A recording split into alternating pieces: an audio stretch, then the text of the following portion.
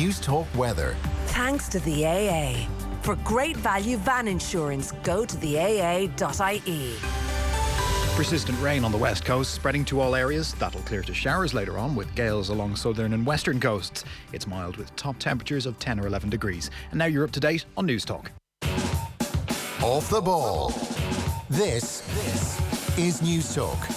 And you're very welcome back to Off the Ball Saturday on News Talk. John Duggan with you through till 5 o'clock in the company of the former Republic of Ireland and Sunderland striker Stephen Elliott, the football correspondent of the Irish Independent Daniel McDonnell, and broadcaster and journalist Johnny Ward. Remember, our football coverage is brought to you thanks to Paddy Power. For more information on responsible gambling, visit dunlewy.net. You can text us on 53106. We're also streaming live now as well. You can get in touch with us on the Off the Ball social channels, on Twitter at Off the Ball, on YouTube, on Facebook, and you can listen on the Go Loud app.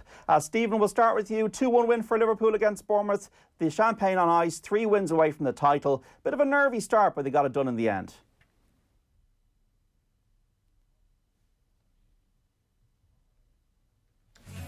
Well, lads, in a second. We'll get him in a second. Daniel and Johnny, how are you doing?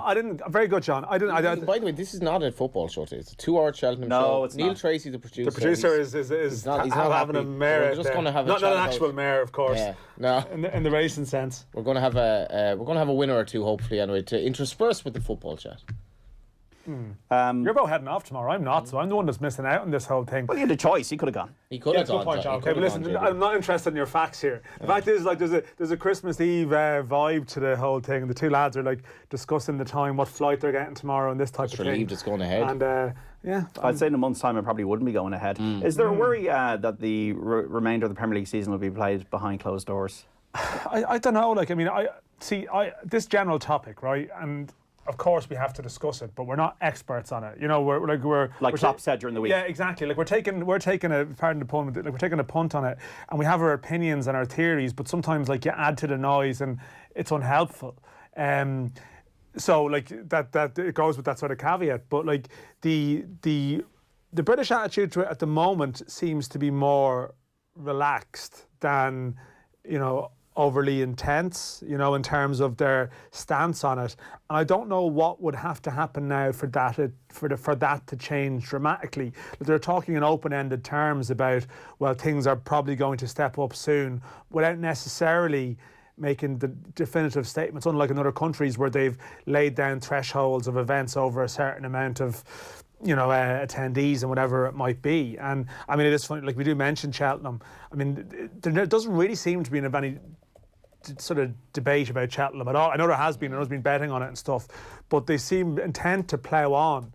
And I think that there seems to be that intent to plough on in the UK generally. I've discussed this during the week. I mean, the fear, I mean, naturally, okay, the Premier League is the global league, so that's what we're talking about. But the Premier League is the one that's the least vulnerable to the prospect of being behind closed doors. Means that people miss out on occasions. And that's sad for the people who miss out on occasions.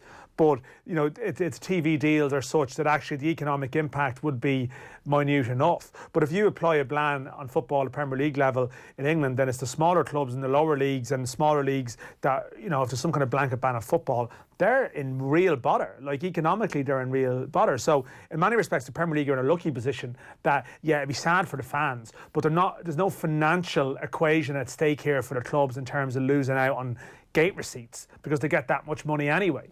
But it's others. But if you take a stance with Premier League, there almost needs to be a drop-down effect from that could have implications. So I sort of sympathise with the authorities on that, because, like, you know, it's a complex thing, and there's a domino effect there. And if you stop at the top, it goes down to people who could be really hurt. So I don't think you want to make rash decisions. So I suspect we could be in this sort of limbo, this holding bay for a while.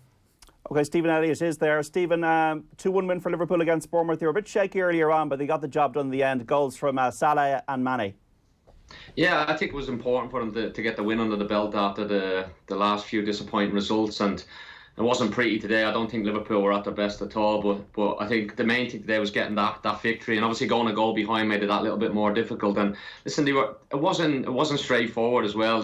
Bournemouth had a really good chance there at the end, which James Milner done really well to clear off the line. So I think Jurgen Klopp will be a very happy man just to get the 3 points and kind of 22 home league games in a row they've won, which is pretty impressive. And obviously they've got the big game now midweek, and I'm sure the attention will be all turned to that now. How did Adrian do?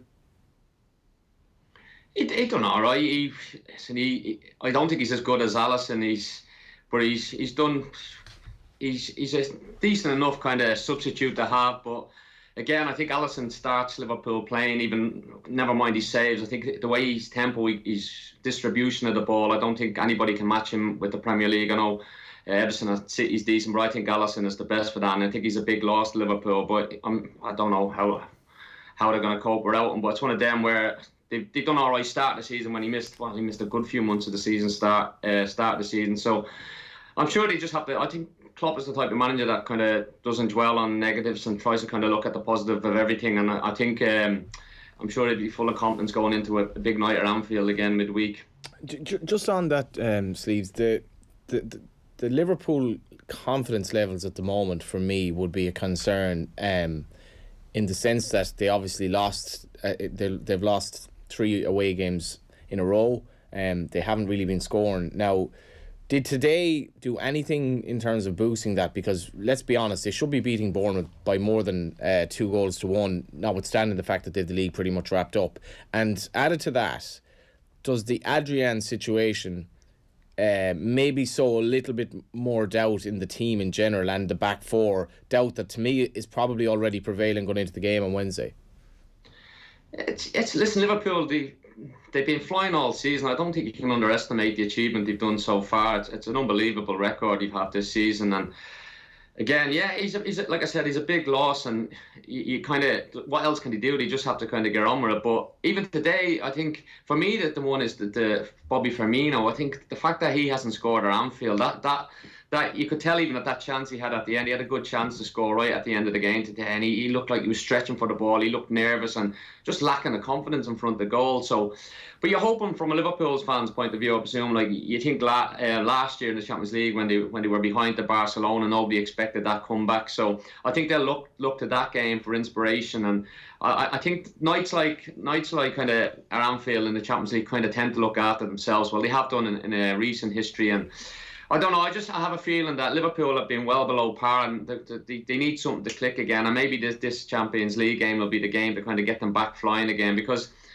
they haven't really the last few weeks. Well, the last 3-4 weeks, they haven't been the same Liverpool I didn't think that we've seen at the start of the season. They haven't looked anywhere near as much as fluent as what they are. But what they do have, like we see today, Salah, Mane, 2 players that even if they're not playing great, they can come up with moments of magic. And Mane, great finish again when he went through 1-on-1 today. And Salah, like, he's people questioning whether Liverpool fans are kind of totally with him the way they used to be. But I think just he has moments like today. I know he loves playing against Bournemouth, but when he cut inside today, it was a great finish. And they're the moments of quality you need to kind of to win leagues and go on and probably potentially win Champions Leagues again. But I think you mentioned Bournemouth today, that Liverpool should have hammered them, should be beaten them comfortably. No game's easy in the Premier League, and Bournemouth are fighting for their lives. And you only have to look at James Milner in the huddle before the game when I don't know if you've seen him giving out the information to his teammates, talking about complacency and not taking their eyes off the ball. And for me, it tells you everything about Jurgen Klopp's squad, that where no game, I don't think Liverpool look at any game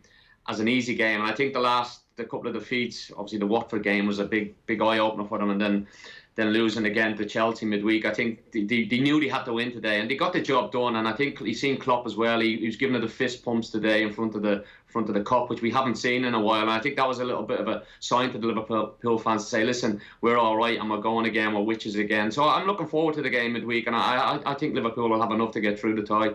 53106 for your texts. Why ban handshakes before the match when the players are hugging and kissing at the end of the match? If crowds are banned, they better pipe songs and noise into Anfield, 12th man and all that. That is from Aoife. I see James Milner clearing the ball off the line as well in the game. Stephen, how do you see it going tactically? What's your verdict on the Champions League game, Atletico and Liverpool? Well, I think Atletico, we all know Atletico, Simeone's team played. They're very difficult to break down. They're a stubborn team, and they have something to hold on to as well. So they're going to come here.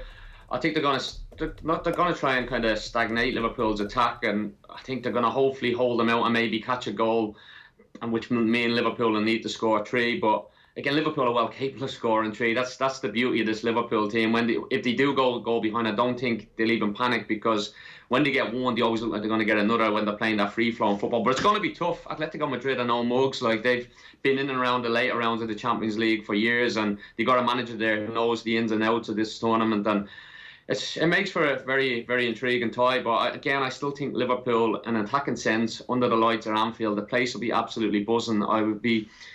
I just still think Liverpool are going to get through the game. I know we spoke about Cheltenham, John, but I am really looking forward to Wednesday evening, just watching this game. Let you know, Henderson is back in training at Melwood tomorrow. That's definitely encouraging, because I think Atletico will go there thinking they will be confident that they know that if they score 1, Liverpool have scored 3. Liverpool's I can't really figure it out of late defensively why they've started conceding goals in pretty much every game. Do they look fatigued, or did the break come at the wrong time? Now, and the other thing is, I think, like, the run they were on was so ridiculously good. Like, the expectations are really high, but Atletico did create chances against them in Madrid. To me, Liverpool, I thought against Chelsea, as much as they weren't, Trent Alexander-Arnold didn't start, looked very shaky defensively. And for me, with Adrian there, made a howler during the week against Chelsea. I've so many concerns for Liverpool. We spoke to Phil Thompson on Off the Ball AM during the week, and he's no concerns about this tie. I would really, really worry for Liverpool going into this. And granted, the Champions League wasn't a priority this year, but I think they need an awful lot to go right on Wednesday night. We'll take an update now. Sorry, Stephen. Sorry, no, I was just going to say, I think Henderson has been a big loss for Liverpool, and it was one of them where people are talking about him getting the player of the year award, and I think him not being in the last few teams, being out injured, has shown him how good he is and how important he is to Liverpool. I think they miss his. You're talking defensively. If you watch the way Henderson plays, although he doesn't make loads of tackles, he tends to be the force kind of line of going pressing the ball, and he gives that kind of the signal to the rest of his teammates. This is where we're going to go, and he blacked that a little bit. Fabinho's come in, and he doesn't quite have the same tempo, and I don't know. I think he's been a huge miss, and if you say he's back training, I wouldn't be surprised if he's in the squad on Wednesday, because he for me has been the best player in the league, in the Premier League this year, and maybe people will argue Kevin De Bruyne, but I think Henderson, the way he's carried himself this season and over the last kind of 18 months, he's been absolutely immense, and he's been the main reason I think Liverpool defensively have looked shaky in the last few weeks. Let's take an update from Arsenal's game against West Ham from the Emirates Stadium with Andrew Cheal. Has been with Arsenal, but West Ham have had the 2 best chances of the game. Jared Bowen scoring on his debut last week. His side's first touch in this game was a left footer, very well saved, finger-tipped away for a corner by Leno in the Arsenal goal. And then just a couple of minutes ago, Antonio got into the box. He had Haller absolutely totally unmarked, square of him, and his pass went behind his teammate. One chance to Arsenal. Ozil with a shot, half save. Fabianski first to the rebound. It's Arsenal 0, West Ham 0. Liverpool fans on 53106, get in touch with your view on this Atletico game during the week. Are you worried? Are you confident? How do you see it going?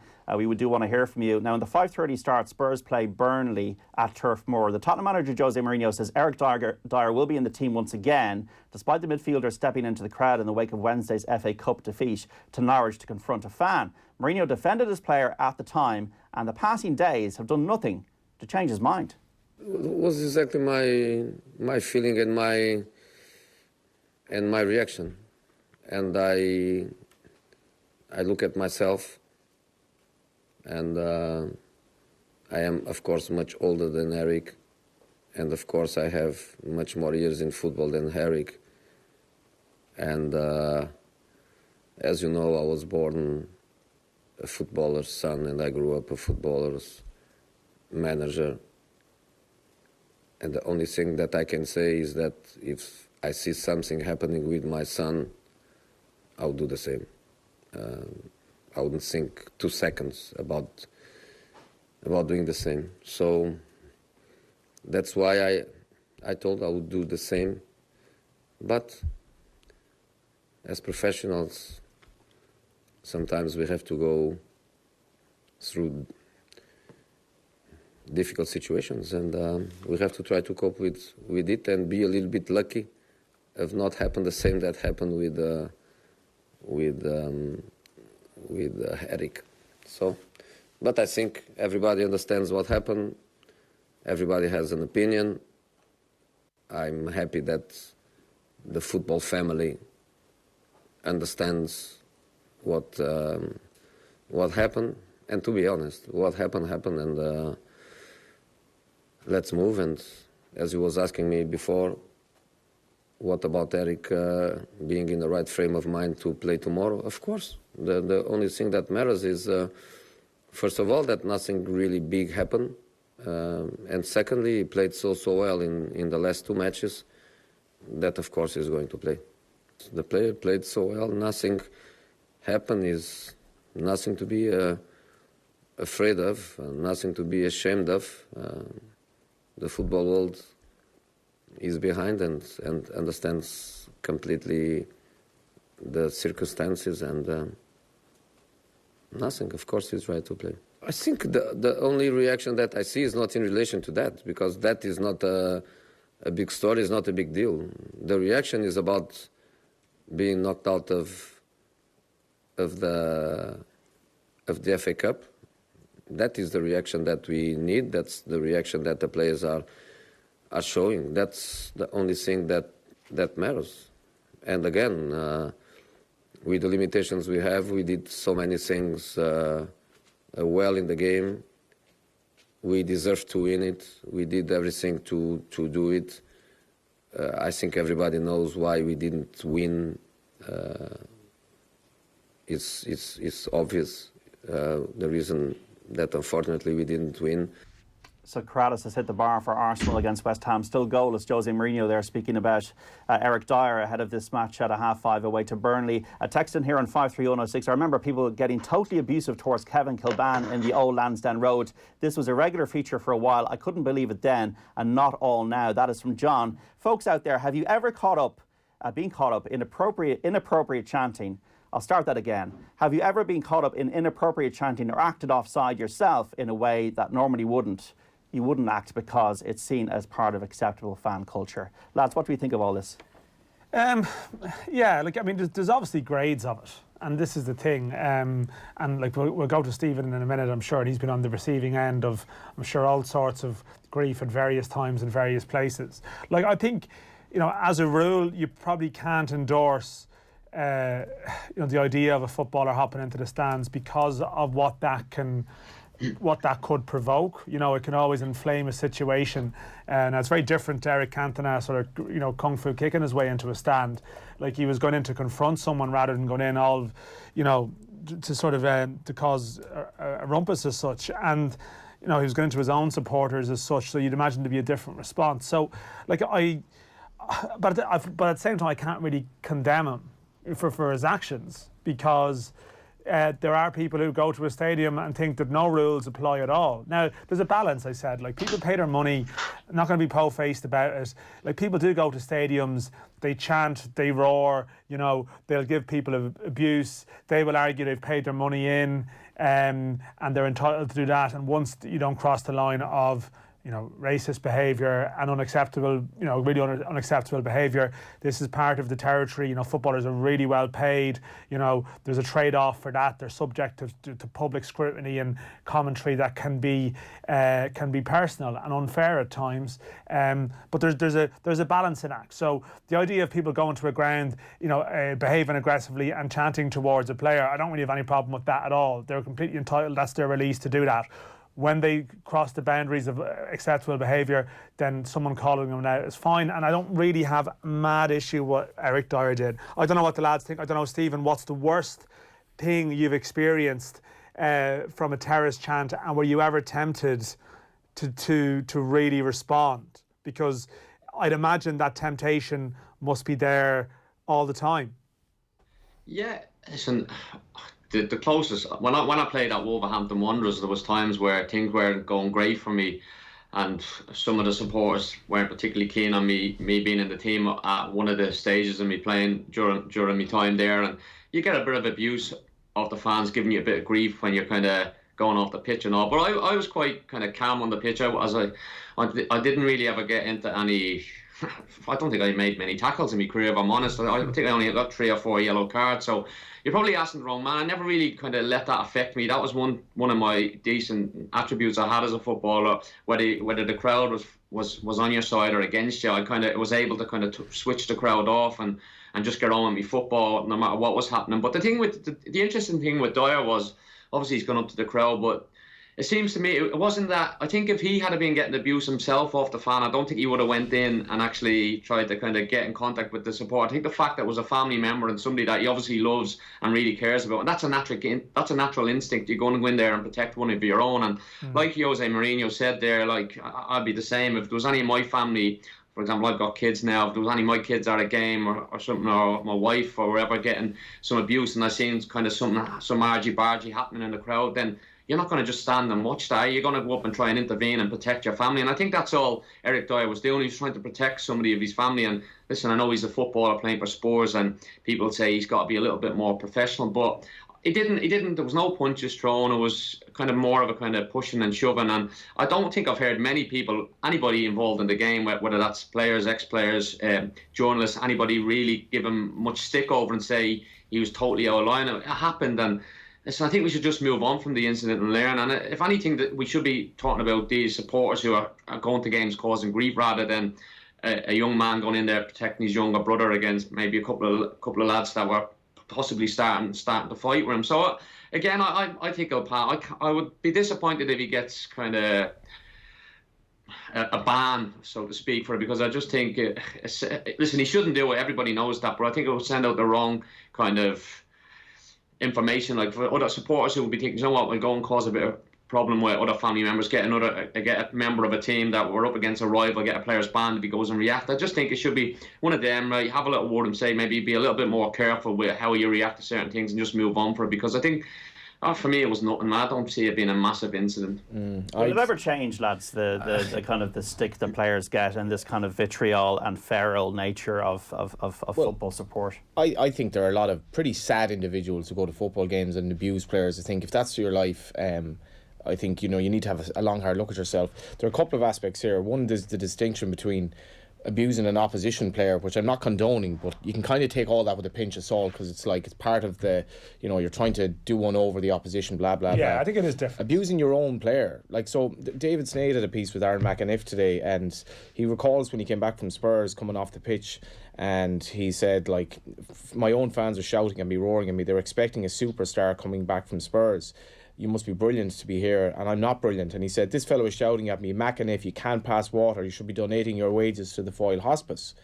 And I'm thinking, I may as well just pack it in. Now, this is a young kid who's come back from England, and because he's not adjusted to life in the League of Ireland, one of his own fans thinks it's okay to roar abuse at a kid who was probably, 19 or 20 at the time. So, like, when you get at that personal level from your own so-called fans, like, do you not think it's going to somehow affect a player who might be in a great place mentally as it is? And soccer fans who do this, one of the reasons it happens is because people in the crowd let them do it and don't say, will you just shut up, will you? And just stop doing this, because you're actually hurting his feelings here and you don't know what's going on in his head. And especially when you do that to your own players. You speak about Kevin Kilbane. Imagine playing for Ireland being abused by your own players when you're putting in as much effort as you can. Like, I just think it's sad, and I think it's an indictment of football and society that this happens. But Johnny, the thing is as well, like, no supporters that go to games and do that, I'm agreeing. Listen, like people mentioned, supporters pay their money, they're entitled to have their opinion and sing songs and shout at the opposition or do whatever they want. But at the same time, no footballers going out there to play bad on purpose ever. There's if you find me a footballer that goes out and plays and tells me I'm going out here to make mistakes on purpose, then it's impossible. It doesn't happen in any sport. You want to go out and you want to do your best. Some days it doesn't happen. That's just the way it is. If everybody played great all the time, then watching football would be boring, because you know what to expect. So you're going to have your off days, and supporters need to recognise. And to be fair, the majority of supporters do recognise that, but it's always the one or two that are the loudest. And like, I agree with Johnny. I think a lot should be done.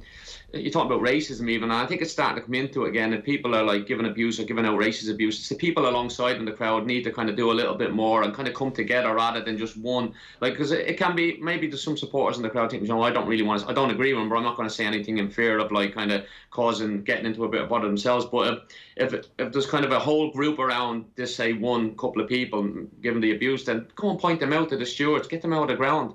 There's no room for that in the game. And like, the years. Stephen, has it improved? Has it got less feral?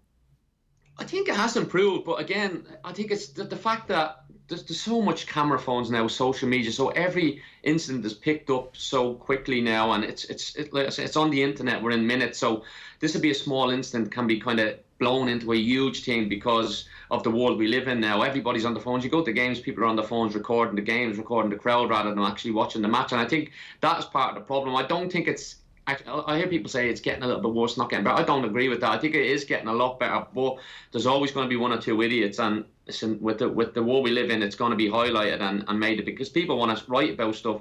Newspapers need to be kind of filled, and this is what kind of fill people read about. And I just think it's very hard to please totally because there's no way you're ever going to totally get it out of the game. And I think, again, you just have to try and educate people going forward to try and make them think about what they're saying. Like Johnny says, you never know what's going on in players' minds, and some players, it doesn't bother, it's water off a duck's back with some players, but other players, it really affects them. And again, it's just educating the supporters, and I think it is improving in general. Well, my experience in going to games now, I don't play anymore, obviously, but I go and watch quite a lot. I think it is improving. Yeah, I suppose the one thing though is, I mean, maybe what is what's changing is that players are reacting to it a bit more, and there's still a small bit of a it's almost a code, like the code that you don't react. And you've seen in Italy where players have looked to walk off a pitch due to racist abuse, and there's almost other players holding them back. No, don't do it. Don't give in, but it's more don't give in to these people. And I mean, I don't know. I can't say whether it's better or worse. I mean, I don't know. Like you could look at the political climate in England has changed, and maybe in some respects it's made some types of abuse more acceptable than might have been deemed before. Look at what James McLean is subjected to. And has been subjected to at a lot of grounds. And I mean, I've seen it in action firsthand. I saw him play at Millwall once. But and now almost with camera phones, it's almost like people are A, doing it for abuse, but B, it's like a form of entertainment as well, that they almost record it. They're recording it to send it to their mates of here's me abusing someone. And you have someone, like you see the footage of, like, this is all recorded by people within the sections that are doing it. It's not as if there's horrified fans, look at this is what was happening. It's almost like that fucking happy slapping thing that people were doing a while back. It's like, let's record this. Let's record us at our worst here. So you have James McLean walking over to take a corner, and he's getting it absolutely pelters from everyone and anyone. And you're looking at that and going, do you imagine the discipline that's required not to respond to it? And then when the player maybe makes a gesture, makes a cup in his ears, to silence someone, they're accused of being inflammatory in their behaviour. Or James McLean stopped play at one point, or wouldn't take a corner. And a year or so ago he was condemned, and now it's come round somewhat to the authorities now are actually belatedly taking a stance on what's happened to him. So maybe there's more of a discussion about it now, where it was tolerated before because it was not the done thing to react to it. We got a goal. Sorry, just Stephen, we got a goal. Crystal Palace against Watford. Mike Lawrence. Crystal Palace 1, Watford 0. Jordan Ayew with his 8th of the season after a ponderous build-up play. The ball pinged around. It didn't look like anyone was going to get a shot away before Ayew launched one from the edge of the area past Ben Foster in the Watford goal to make it Crystal Palace 1, Watford 0. That's 2 in a week for Jordan Ayew in the Premier League. A red card, Southampton and Newcastle. St Mary's, Adam Lewis. It's still Southampton 0, Newcastle 0, but Southampton are down to 10 men. Musa Djenepo has been shown a red card. It was initially given a yellow for a tackle on Isaac Hayden by the referee Graham Scott, but VAR got involved. The referee came over, looked at the monitor and decided that it was a red card. Southampton 0, Newcastle 0, Southampton down to 10 men. Now, we'll talk more after the break about this abuse issue. Have you ever got caught up in inappropriate chanting or acted offside yourself in a way you wouldn't normally because it's seen as part of acceptable fan culture? 53106 for your texts. Off the Ball Saturday on News Talk. Back after this. Off the Ball on News Talk. On Alive and Kicking this weekend, we'll be discussing the topic of suicide with expert in the area, Dr. Harry Barry. I went co-boxing and I met its Irish founder, Shane Collins. We talked about how Dublin rents are stopping him from bringing his London-based business home. And it's International Women's Day this Sunday. I'll be joined by Breast Cancer Ireland, and we'll be talking female empowerment, particularly when it comes to our health, and why we shouldn't always wait for there to be a problem to get checked. Alive and Kicking with Claire McKenna. Thanks to ntc.ie. This Sunday from 9 a.m. on News Talk. There's a new place to buy a Peugeot commercial in Dublin. Sandyford Motor Centre, your South Dublin Peugeot Commercial Centre. The Irish Van of the Year 2020 Peugeot partner, the Peugeot Expert and Boxer are all available with up to €4,000 scrappage and low rate finance. Visit sandyfordmotorcentre.com. Need next day delivery on industrial tools and safety supplies? Then you need Caulfield Industrial, one of Ireland's largest suppliers. Our nationwide distribution service offers next day delivery on over 50,000 stock items from caulfieldindustrial.com. We supply quality tools, safety gear and equipment from all the top brands like DeWalt, Snickers, Bosch, Stanley, Baco and more. So whether you're a professional tradesman or a DIY enthusiast, shop online at caulfieldindustrial.com. Happy retirement, Maura? Actually, I'll be retiring next. What if I take out my pension fund in one lump sum?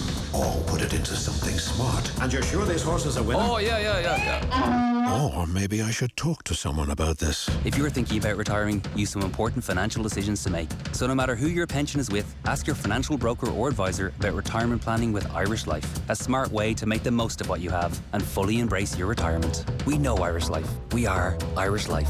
Irish Life Assurance PLC is regulated by the Central Bank of Ireland. In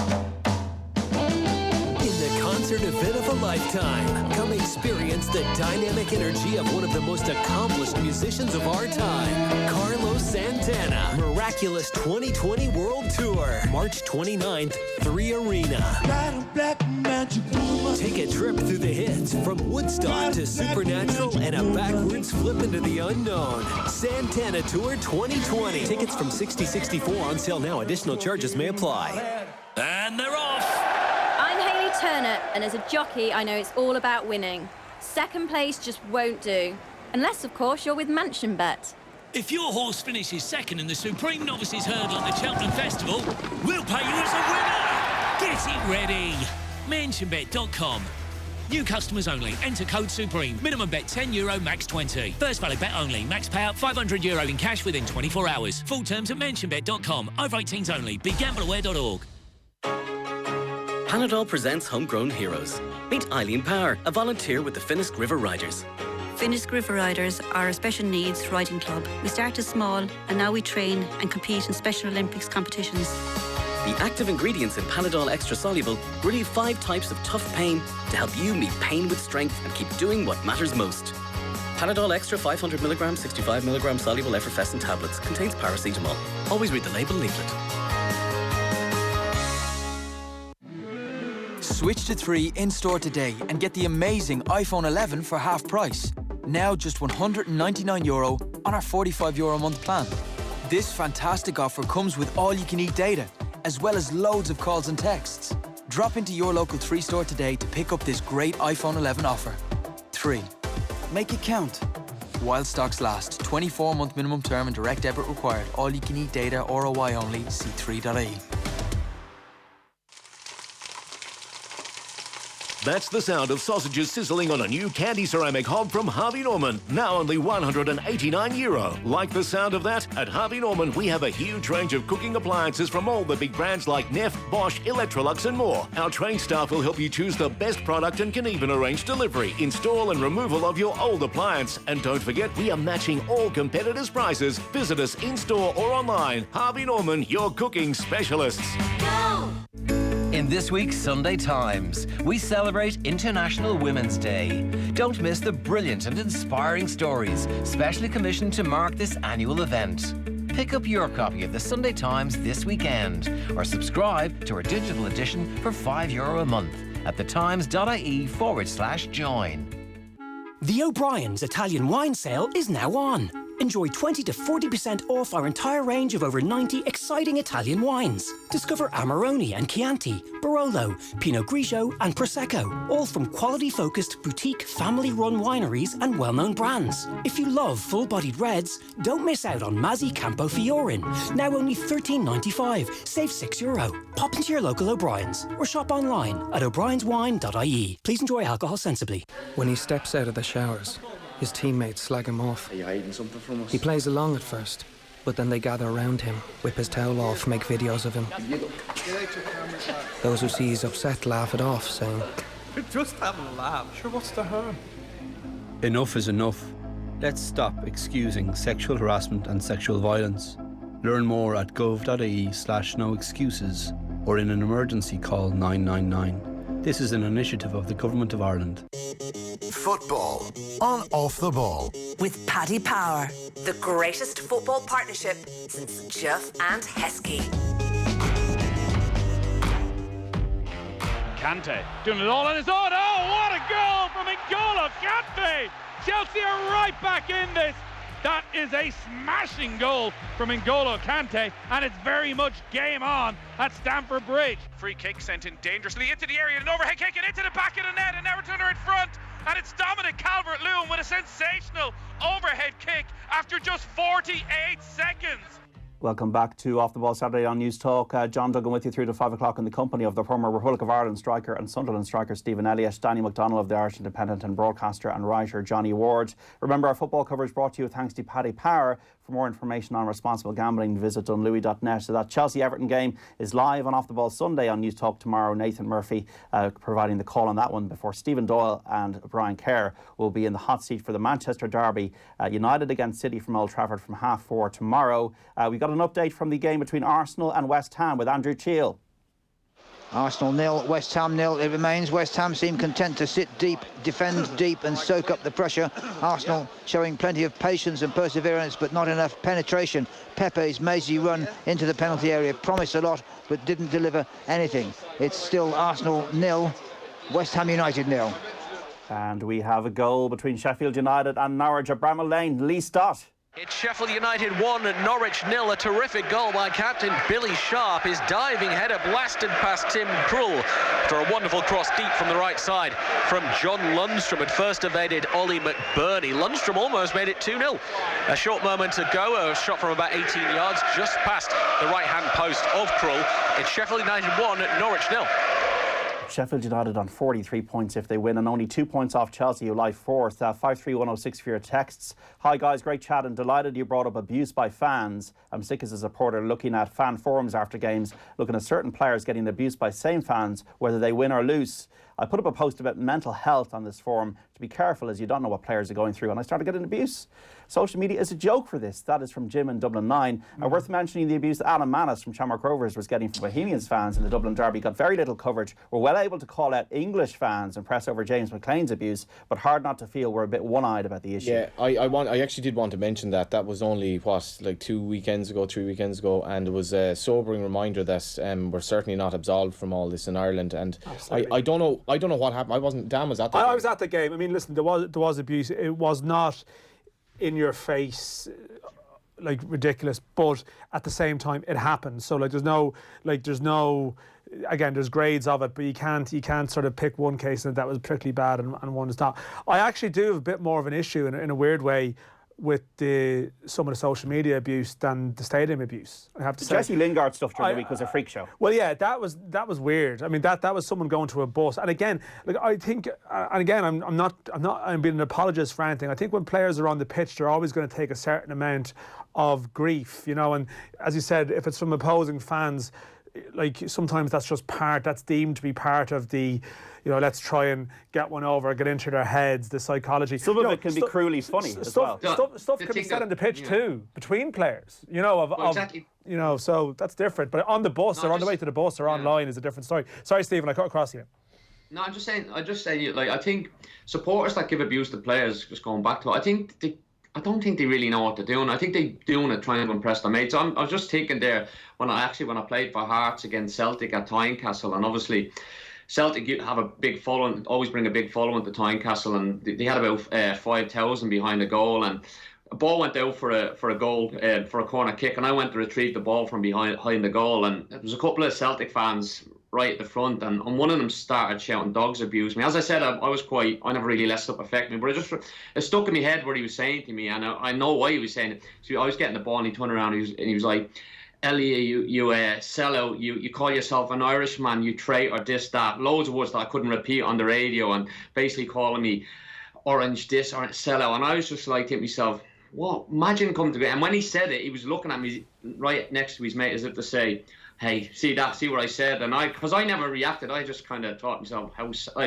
again, other players probably would have reacted differently, because he was right in my face, because Tynecastle's quite a tight pitch, and I just thought, rather than want to react, I just thought to myself, oh my God, how sad are you? Do you know what I mean? But I know there's a lot of players out there that probably would react to that, because especially if we were losing the game as well. So if you never know what, like I say, you never know what the mindset of a player is, and that's why I say educate fans, because they don't really care. Some fans do it purposely just to kind of look good in front of their mates, and it's just an immature thing. And this guy was like well into his 40s, and he's still acting like this. I don't get it. Me personally, I don't understand it, but there's always going to be fans like that. I'm sure way past our time, and the game continues, it'll still happen, because I don't think I'll ever be totally pleased out of the game. Yeah, I think, the Lingard one, I'm not sure if everyone's seen it, and there's some pretty horrific stuff in there.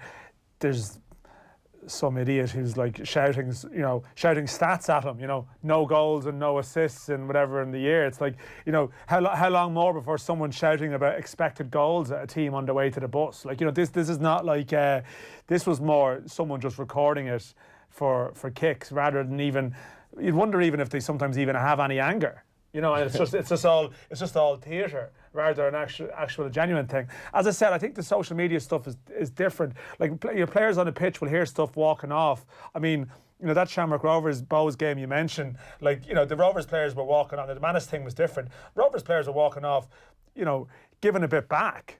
I don't necessarily have a bit of verbals back, and that's part of the pantomime. That's part of the pantomime. So like that's and that's the people in other sports who go to other sports in this country might look at some of it and go, that's the game. Like, that's part of the tribal aspect of it. The soccer thing, though, would we have as much of this in Gaelic games? No, we wouldn't. You have it, but not to that extent. Yeah, I mean, like, it's not part of the culture as much. I don't think the level of abuse would be there. But then there is instances. You could also have a fan running on the pitch attacking a referee, and people thought it was a bit of a wheeze. You know what I mean? So, like, is that the last time you watched a Loud game? Was it? No, there was not a Fairweather Loud fan, Daniel McDonnell. Sorry, I was at the World Cup final that day, lad. Sorry to mention it. I was in South Africa. That is a retort. So, but you had the one in the All Ireland semi-final a couple of years ago. Was it a Mayo game? So you'll have a club games. You actually will have pretty. So I think sometimes the putting it down to one sport is can be a bit of a cliche thing to do as well. Like, didn't we read recently about the horrors of the school's rugby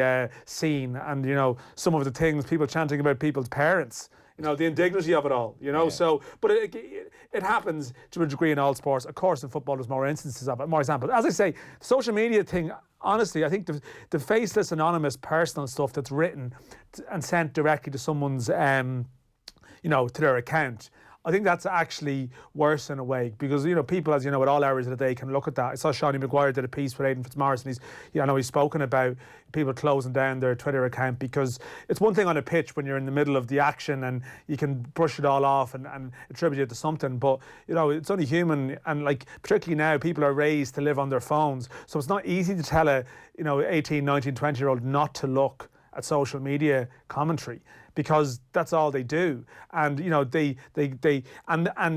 footballers at times will feed off social media when things are good and use it for gratification, but when things go the other way, it can be really cold, it can be really personal, and that's as bad as anything that happens. But as Stephen says, I don't know how we can sit around here now and propose a solution. I think education is the big thing.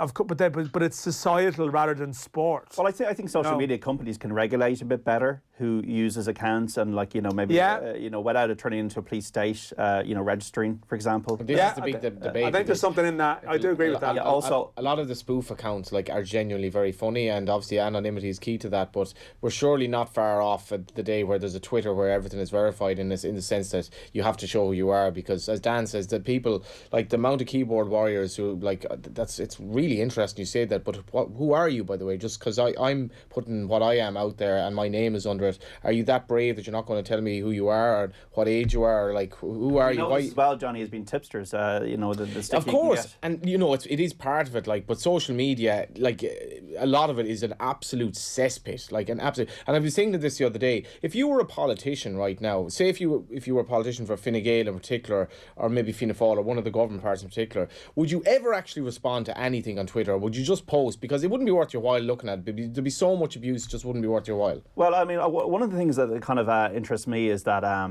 I remember that there was a Chelsea fan accused of giving Raheem Sterling stick last year, and then you have this article in the press about, well, I'm I'm a respectable member of society. I didn't mean to say that, and I've been going 50 years or whatever. And I get the sense in almost an English football culture, maybe it exists in other countries, is that from 9 to 5, from Monday to Friday, people are very respectable and all that. But when they turn up on the Saturday, they feel they've got a license or a Sunday to be a completely different person and to get involved in this feral behaviour.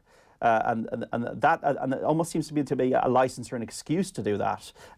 We've all been to football games, but we've seen this awful stuff from Liverpool and Manchester United fans about Munich and Hillsborough, just disgusting stuff. And I think that there seems to be an acceptability around the tribe. That I think the tribe is important, and I think the tribe can be very funny. And some of the football fans, like quotes and chanting, can be extremely funny. But I think there's a line they do cross that is really, really unpleasant. And even myself, having been to Tottenham games in my 20s, I would have said that actually, you know what, some of the stuff that I would have heard about Sol Campbell or Arsene Wenger would have made me pretty uncomfortable nowadays. Texting here on 53106. Graham Garrity and Tommy Dowd used to get dogs abuse from Hill 16. Not a lot they could do about it. Only get on with it back then. That's from our texter here. We got a missed penalty in the Southampton-Newcastle game. Alan Lewis. Southampton 0, Newcastle United 0, but Newcastle United have missed a penalty. Don't mention VAR inside St Mary's this afternoon. Sofiane Boufal adjudged to have handled inside the box. Matt Ritchie stepping up, but another brilliant save from Alex McCarthy this afternoon. Down low to his left, keeps it at Southampton 0, Newcastle 0. Well, this is a feral environment, and now he did incite the issue, Emmanuel Adebayor, a few years ago, but I do think Emmanuel Adebayor's safety would have been seriously compromised if the Arsenal fans had got near him that day when he scored for Manchester City against Arsenal. 53106. I'm a Liverpool fan, and since the dawn of social media, I've generally matured as a sports fan, mostly because of the muck I constantly read on social media and comments on online articles. It made me realise that maybe as a young fella, some of my behaviour may not have been acceptable. Even though I'm a Liverpool fan, I find myself taking the mickey out of my fellow Liverpool fans on Liverpool fan groups. Sometimes the hypocrisy is just too hard to ignore. That's from MJ. I was in the Hill with my two lads, had to take them out of the game because the abused grown men gave young lad Clifford in the league game. Disgusting. Definitely not just soccer. Slagging Clifford's mother. It was shocking. I'm not easily shocked. That is from Philip. Say that, Clifford, for example. Say if Dan's on about Lingard or Dyer or whoever, on obscene money because they play in the Premier League. Clifford's on nothing. He's doing this as an amateur player. And you're, twice, 3 times his age or whatever. He's a young kid who's doing wonders for Gaelic football. He's a very clean player. You saw the abuse he got in the game was against Tyrone. He got wrongly sent off. He did everything not to, he's a model sports person. Yet you think up on the Hill it's grand to abuse him and in this sense his mother. How sad can you honestly be? The kid's not even getting paid. He has to go home and probably work on Monday. But I wonder if the person doing that on a Monday or on a Friday would act in any way even near that way. I doubt they would. I think it's because they're in that tribe and they're in that, they feel they're in an acceptable I'd like to see him do it to him if he met him in a coffee shop. It would never happen in a million years. Do it when you're surrounded by your 100 mates or whatever it is, or in the sanctity of the Hill. But honestly, grow up. Okay, we got some half-time coming in here from the Premier League. Arsenal against West Ham United. Andrew Cheal. Arsenal 0, West Ham 0. West Ham's best chance came 90 seconds into the game with their first touch of the ball. Jared Bowen's sharp 20-yard left footer was fingertip wide by Leno in the Gunners' goal. Antonio for West Ham had a great chance to set up Haller for a simple tap-in, but he passed behind his teammate. The best chance for Arsenal, a Socrates header against the top of the bar. West Ham looked content to defend deep and in numbers. Arsenal not enough incisiveness. Arsenal 0, West Ham 0. Now, are we excited about John Egan and Enda Stevens playing Champions League football next season? Well, it could be the case. Sheffield United against Norwich. Lee Stott's got this report. It's Sheffield United 1, Norwich 0. A diving header late in the half from captain Billy Sharp as the home side ahead. He got on the end of a great cross from the right side from John Lundstrom to net for the 3rd time in 4 games. Best of the very few chances for the visitors who are bottom of the table was Timu Pukki blasting the outside of the post from close range. At half-time, it's Sheffield United 1, Norwich 0. Now, Wolves against Brighton at Molineux. Clive Edwards. Half-time, it's Wolves 0, Brighton 0. Something of a stalemate here at the Molineux. Wolves got off to a lively start, but they flattened out a bit, and during the past half hour, we've had very few chances indeed. In fact, Wolves have not yet tested the Brighton keeper. Brighton have had a couple of shots on target, but both of them very tame indeed. Half-time, Wolves 0, Brighton 0. And a half-time from Southampton against Newcastle with Adam Lewis. Incident-packed half ends goalless. The game really changing when Southampton were reduced to 10 men midway through the half. Referee Graham Scott initially giving Moussa Djenepo a yellow for his tackle on Isaac Hayden, but he took another look after VAR got involved and deemed the foul worthy of a red. And then more VAR controversy, this time awarding Newcastle a penalty. Sofiane Boufal alleged to have handled inside the box, but Matt Ritchie's spot kick brilliantly saved by Alex McCarthy, who had earlier done fantastically well to deny Gale and Almiron for Newcastle. Half-time, Southampton 0, Newcastle 0.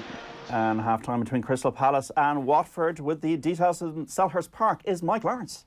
Crystal Palace 1, Watford 0. Goals have been in precious supply this season for the home fans to enjoy. Even more so first half goals. It's just the 7th this term in the opening 45 minutes. Jordan Ayew broke the deadlock as the half hour approached, just as Watford had started to make a few inroads. Abdoulaye Doucouré forcing a low block at the near post from the Palace keeper Vicente Guita. Christian Benteke caught Christian Kabasele in the face with a hand in the build-up to the goal, but a VAR check ended the Watford players' protests. Half-time, Crystal Palace 1, Watford 0. Good news for Leeds United fans set to go top of the Championship right now. At half-time, it's Leeds United 1, Huddersfield Town 0. That's because the leaders, West Bromwich Albion, are scoreless away to Swansea. Latest scores, it's Barnsley 0, Cardiff City 0. Birmingham City 1, Reading 0, Brentford 3, Sheffield Wednesday 0. It's Charlton 0, Middlesbrough 1, Preston North End 1, QPR 0, Stoke City 3, Hull City 0, Swansea City 0, West Brom 0, as I just said there, and Wigan Athletic 0, Luton Town 0. Earlier it finished Bristol City 1, Fulham 1 in the Scottish Premiership. Celtic doing well. They are 2-0 up at home to St Mirren. It's Aberdeen 0, Hibernian 1, Hamilton 0, Kilmarnock 0, Hearts 0, Motherwell 1. And St Johnstone 0, Livingston 0. We're going to be talking about derby games after the break and after the news. 53106, the best derby you have ever been to. Which derby would you like to go to? Speaking to Stephen Elliott about that with Daniel McDonnell and Johnny Ward after the break. Liverpool 2-1 winners over Bournemouth earlier this afternoon in the Premier League, and Burnley played Tottenham at 5:30. This is Off the Ball Saturday on News Talk. Back after this. Join the conversation. Text us on 53106. Texts cost 30 cents. A dog like me isn't easily impressed, but your man doesn't seem to be doing too bad with the business. Not that I tell him. Even saved a few quid by insuring the van with the AA, so I can continue to sit up here, riding shotgun, Lord of all I see. I tell you, if I two tails, I'd wag them. Did you know that the AA does van insurance too? Go to the AA.ie and get €75 off today. Who's got clever van insurance? Acceptance criteria, terms and conditions apply. Minimum premium of €339. AA Ireland Limited Trading as AA Insurance is regulated by the Central Bank of Ireland. Isn't it time to go exploring? To break away and feel something new? To witness the epic Slieve League sea cliffs at the edge of the world? To lose all track of time amidst the hidden histories of Birr Castle? To escape the ordinary on a cruise down the Shannon and make a memory to share forever? Because this country of ours is filled with wonders. Keep discovering at discoverireland.ie. In the concert event of a lifetime, come experience the dynamic energy of one of the most accomplished musicians of our time, Carlos Santana. Miraculous 2020 World Tour, March 29th, 3 Arena. Take a trip through the hits from Woodstock to Supernatural and a backwards flip into the unknown. Santana Tour 2020. Tickets from $60.64 on sale now. Additional charges may apply. And they're off. I'm Hayley Turner, and as a jockey, I know it's all about winning. Second place just won't do. Unless, of course, you're with Mansion Bet. If your horse finishes second in the Supreme Novices Hurdle at the Cheltenham Festival, we'll pay you as a winner. Get it ready. Mansionbet.com. New customers only. Enter code SUPREME. Minimum bet €10, max 20. First valid bet only. Max payout €500 in cash within 24 hours. Full terms at mansionbet.com. Over 18s only. BeGambleAware.org. Kids grow. It's what they do. Legs stretch, arms extend, tiny fingers branch out. Before you know it, your little people are anything but. If only your place would grow with them. But walls don't stretch and ceilings won't extend. Which is why if you're thinking of moving house, it's always worth talking to the Ulster Bank mortgage team to see how we could help. Talk to us today. Ulster Bank. Help for what matters. Over 18s and residential mortgages only. Ulster Bank Ireland DAC is regulated by the Central Bank of Ireland. Air Business Business works closely with small business owners to understand their needs, so we know reliable service, great value and cutting-edge technology are vital to success. For a limited time, small businesses can get totally unlimited air, broadband and landline calls for just $44.99 a month for 12 months. Call our dedicated Air business team on 1800 503 603. Air. Let's make possible. Offer ends 27th of March. Terms and conditions apply. Offer applies to businesses with up to 9 employees. Eamon, thanks for coming in. Look, this is never easy, but we're letting you go. There were reports you left the bathroom light on, your desk light on over lunch, and you stayed late every day last week. That's way too much electricity. Don't go overboard to bring down your business's energy bills. Talk to Energia today about our energy efficiency upgrades and fully funded lighting solutions. Our range of grants and finance options could mean big savings for your business. Go to energia.ie/business to find out more. Energia, the power behind your savings. Terms and conditions apply. Cheltenham is just around the corner and the Irish Daily Mirror has everything you need in a super 32-page supplement free inside this Monday. Exclusive interviews with Rachel Blackmore and Paul Townend. All the big race previews and a look at the Irish hopefuls. Plus top tips to help you beat the bookies. Get the inside track to Cheltenham free inside your Irish Daily Mirror this Monday. Here at Dacia, we have some big news. The Dacia Duster is still Ireland's most affordable family SUV. At just €17,990, nobody comes near us on price, meaning a saving of over €8,000 against the others. That's €8,000 more to spend on the Holliers. Guess who's skipping Wexford this year? Buy today, drive today at your local Dacia dealer. Price excludes delivery and related charges. Terms and conditions apply. See dacia.ie. Look, we need to have a chat, neighbour to neighbour. This is for laughing at how we say 33. And you can't even say Siobhan. For ruining words like banter. For it's coming home. For chain pubs and the state of the pints you serve. And for not caring as much about Ireland versus England as we do. But every year we get one chance. Our horses winning big on your turf. This March, Cheltenham's coming home. Paddy Power, proud supporters of the Irish Cheltenham Takeover. Over 18s, please gamble responsibly. See dunlewy.net. On 106 to 108 FM, on newstalk.com, on smart speaker, and on the Newstalk app. This is Newstalk. Good afternoon. 2 Irishmen have been charged with conspiracy to facilitate illegal immigration by police in the UK. It's after 10 people believed to have travelled from Southeast Asia were found in a truck in Belgium on Thursday. 2 Irish nationals aged 39 and 48 have been remanded in custody after appearing at Canterbury Magistrates Court earlier today. A 30-year-old man arrested in County Antrim yesterday in connection with the case has been released on bail.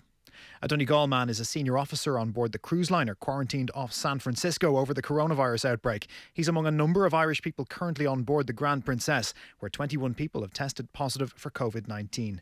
The Department of Foreign Affairs says the Irish consulate in San Francisco is in touch with local authorities and monitoring the situation closely.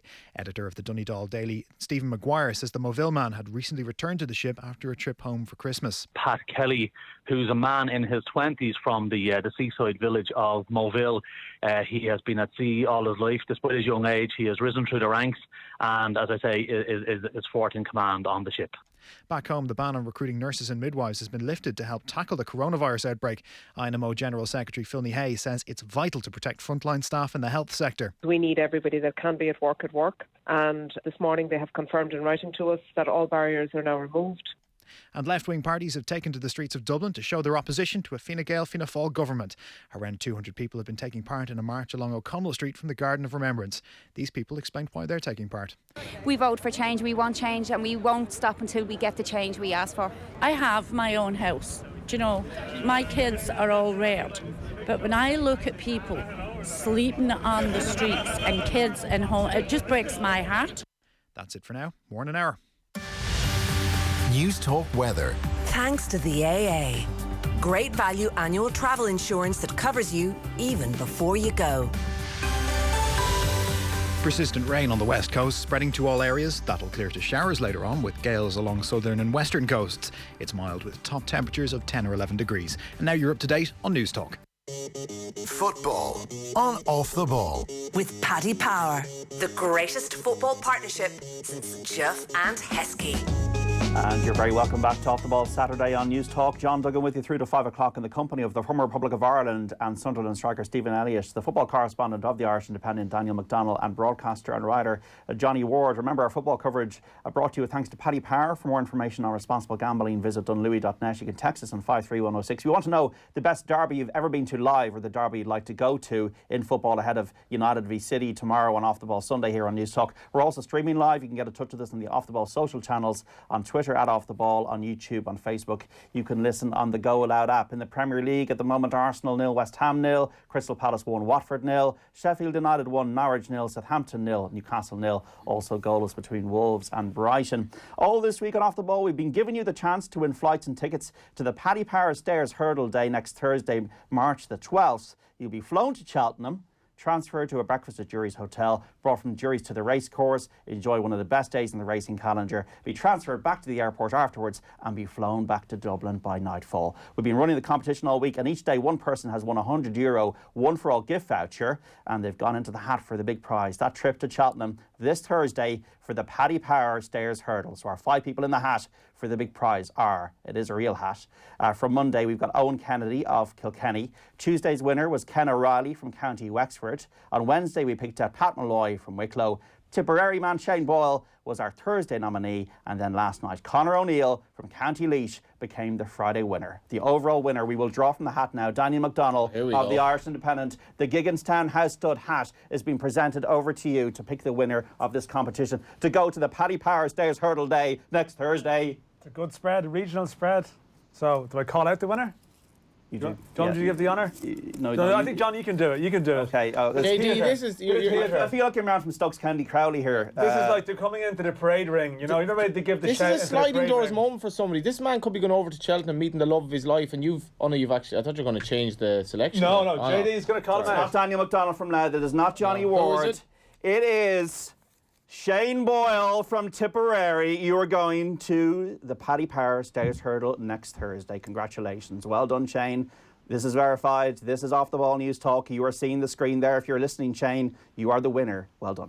Shane can text in 53106 for his bet in the race, because or even his nap on the day, because Paisley Park obviously a good thing, but not a bad day's racing on Wednesday. I have never ever tipped or backed the winner of the Stairs Hurdle. It is my bogey race at Cheltenham. Painful memories of Banno Bay getting beaten in the race by Barracuda. Yes, that one sticks with me. I can safely say this year Paisley Park is going to win. Stephen Elliott, did you ever go to Cheltenham as a footballer?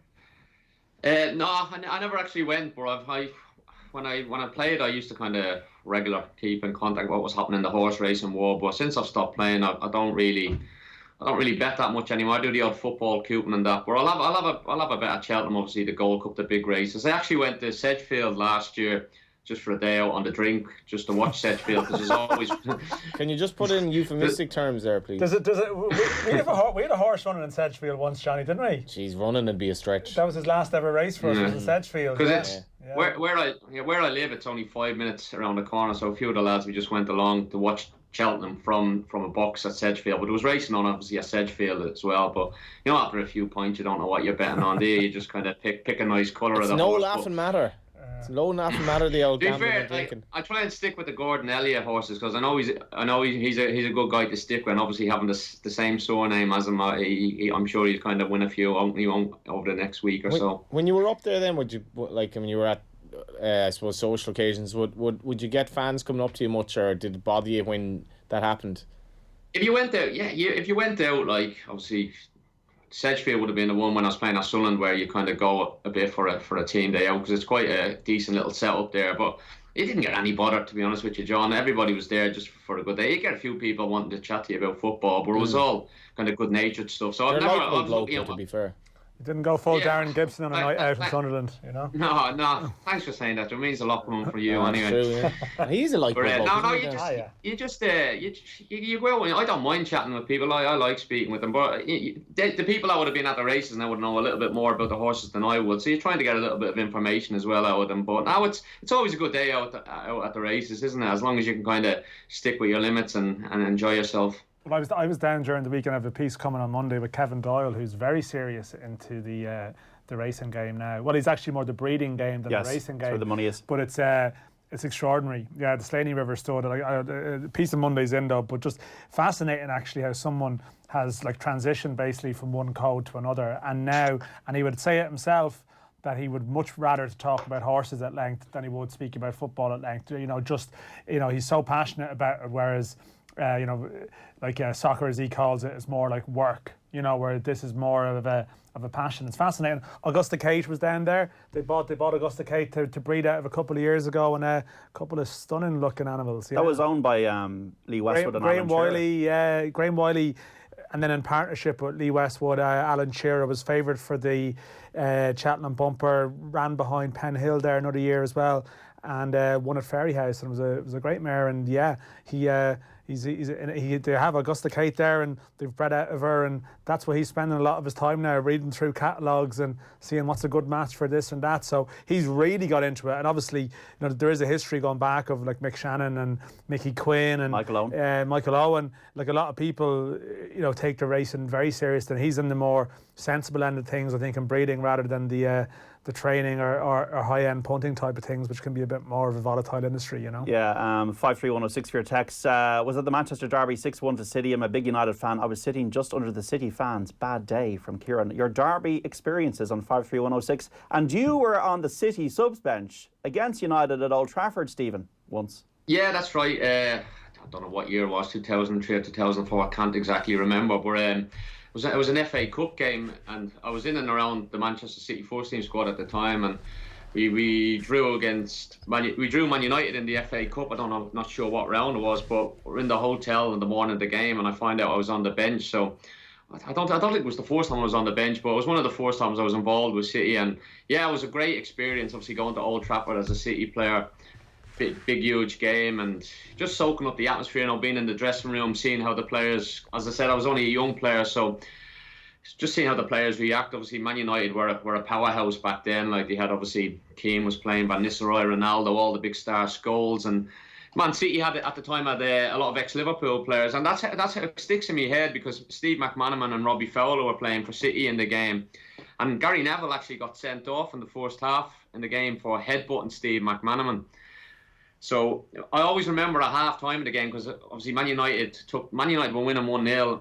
I think Paul Scholes scored early on. So you go back into the dressing room. Now, being a young lad, you can stay onto the pitch and kick a few balls at Old Trafford. But I thought that the gaffer said everybody wins. So you kind of just follow the other substitutes, don't you, when you're young? You don't want to be on your own kicking the ball around on Old Trafford. So I just followed the lads in. And yeah, when they come in, Steve McManaman was absolutely fear. Because I was a Liverpool fan growing up, bear this in mind. And obviously Steve McManaman and Robbie Fowler would have been legends in my eyes, so I was just delighted to be in the dressing room seeing how they do react. But I always remember Steve McManaman came in and he was like absolutely fuming. He was like, I'm not going to do a Scouse accent because I'll sound stupid, but he was like, is that Manx? I won't repeat what he's saying. Go on, commit to it. Commit to it. Here now. He goes, is that a headbutt to me, lads? And Phil was like, this silly. I couldn't repeat what he's saying, but I was just sitting there like, this is unbelievable. Like, you know what I mean? McManaman and Fowler like absolutely annihilating Gary Neville, because Gary Neville had headbutted Steve McManaman, because they were giving each other. I don't think they particularly liked each other. Like, surprisingly enough, even though they were England team, they would have been England teammates for a good number of years, but. Yeah, Gary Neville stuck the loaf on Steve McManaman, and McManaman is a very placid guy. When he came in, man, honestly, he was the most laid-back footballer I've ever seen. He used to come out to training with a cup of coffee and all, like with 5 minutes at the start of training. But he was a class player. Even then, you could see he was so comfortable on the ball, but he was absolutely fuming at Old Trafford. He was banging the dressing room, and I think he was more embarrassed that he'd let Gary Neville headbutt him, like so.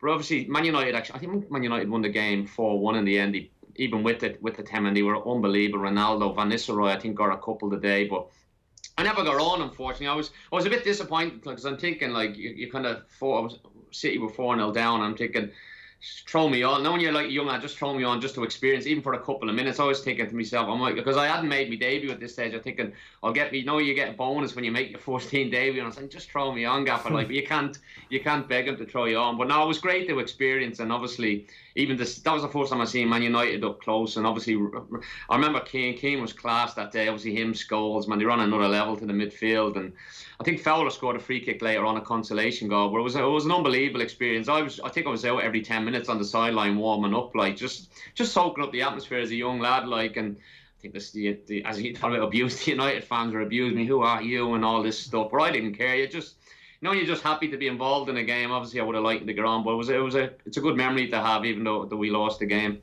It was on Valentine's Day in 2004, Stephen. That where I was. There you go. But you won a Scottish Cup final in 2012, playing for Hearts against Hibs, the Edinburgh Derby in a cup final.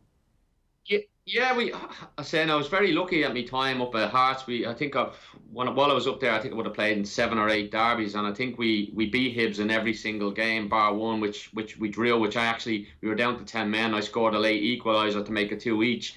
But it's unbelievable scoring a goal in a derby. It's the best feeling ever. And when you win a game, it does.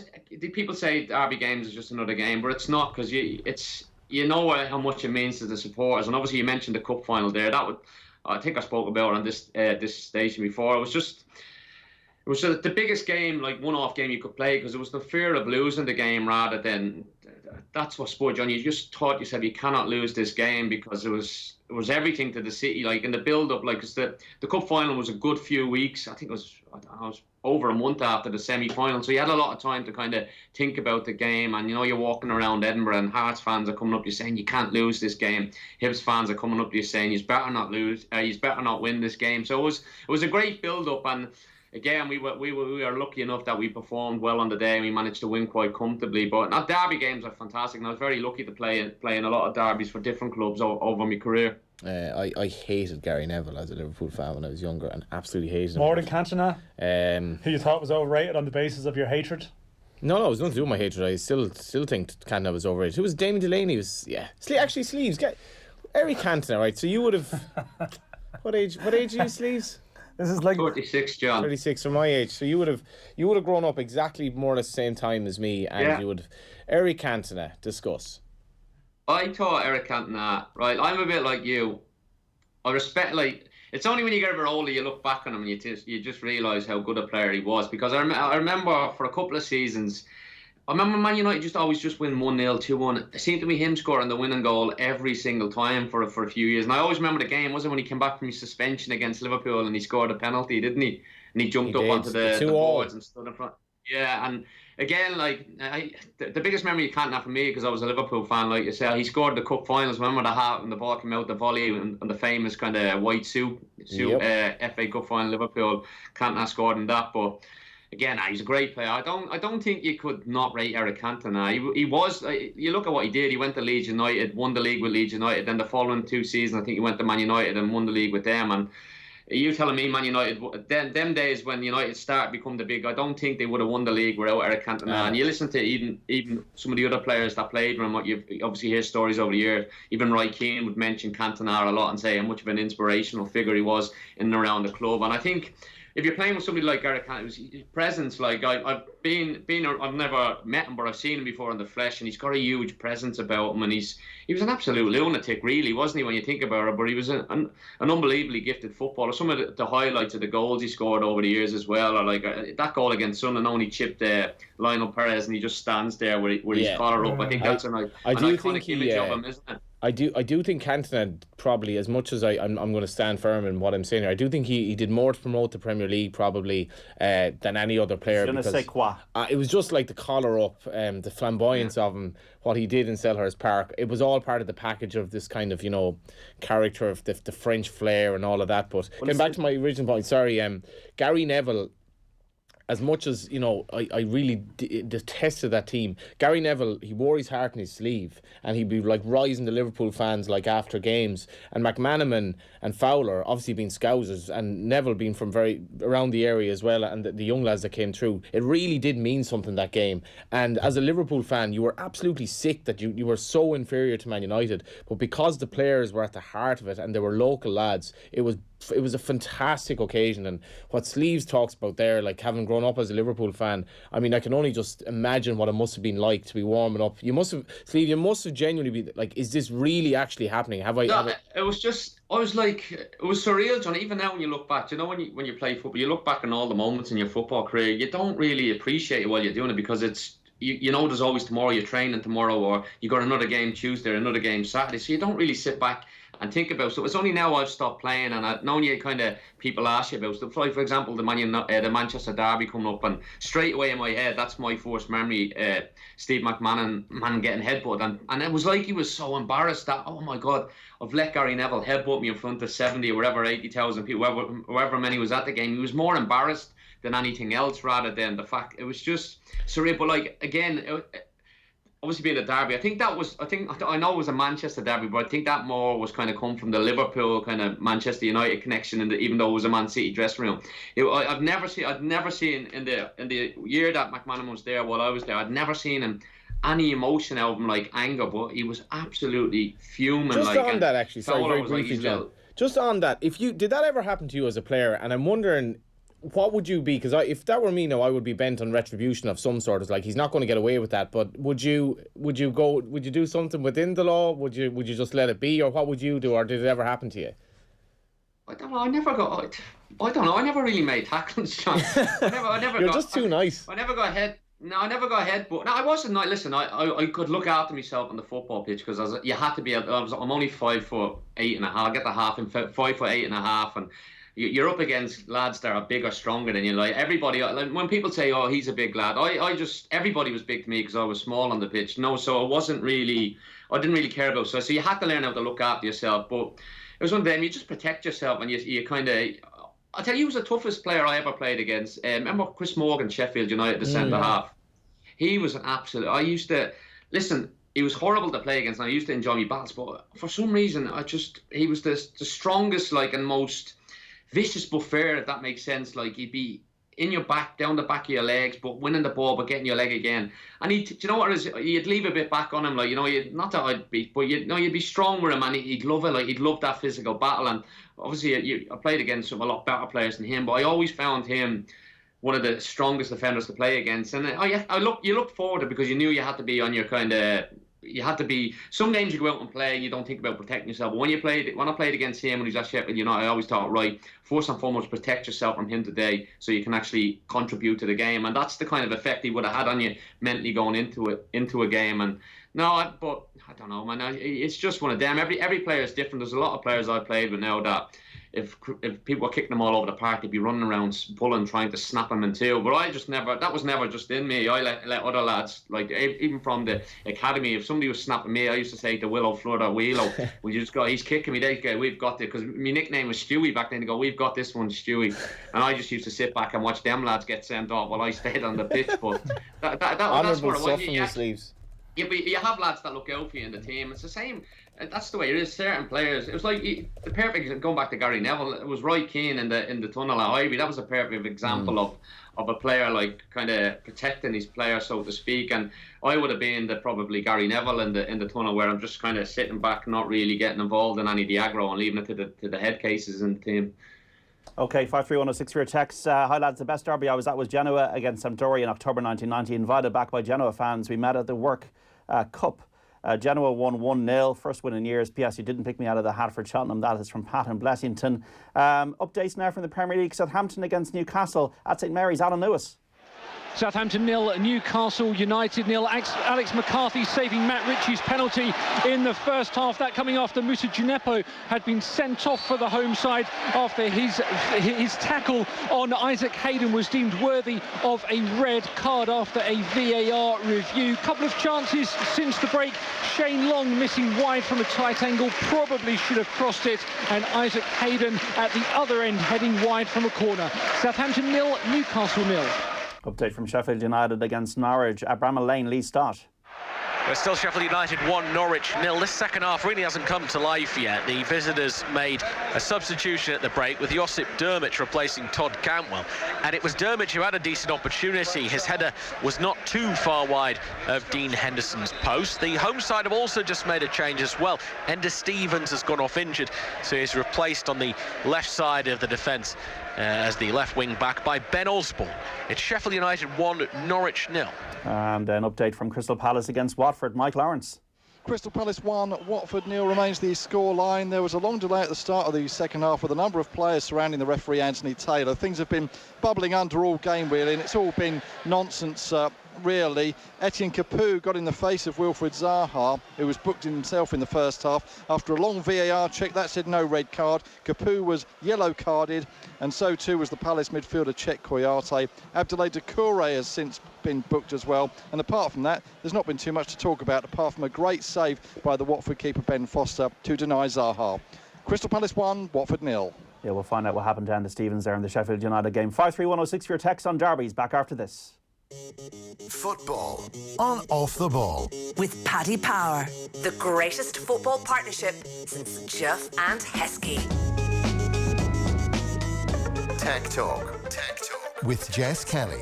On the latest episode of Tech Talk, I'll meet the Irish company deploying Internet of Things technology to help fight flooding. Plus, Ronan O'Murhla will take me on a tour of IADT in Dunleary to show how best-in-class technology is being used to teach their students. Tech Talk with Jess Kelly. Listen and subscribe to the podcast now, or tune in this evening at 5. On News Talk. Look, we need to have a chat, neighbour to neighbour. This is for laughing at how we say 33. And you can't even say Siobhan. For ruining words like banter. For it's coming home.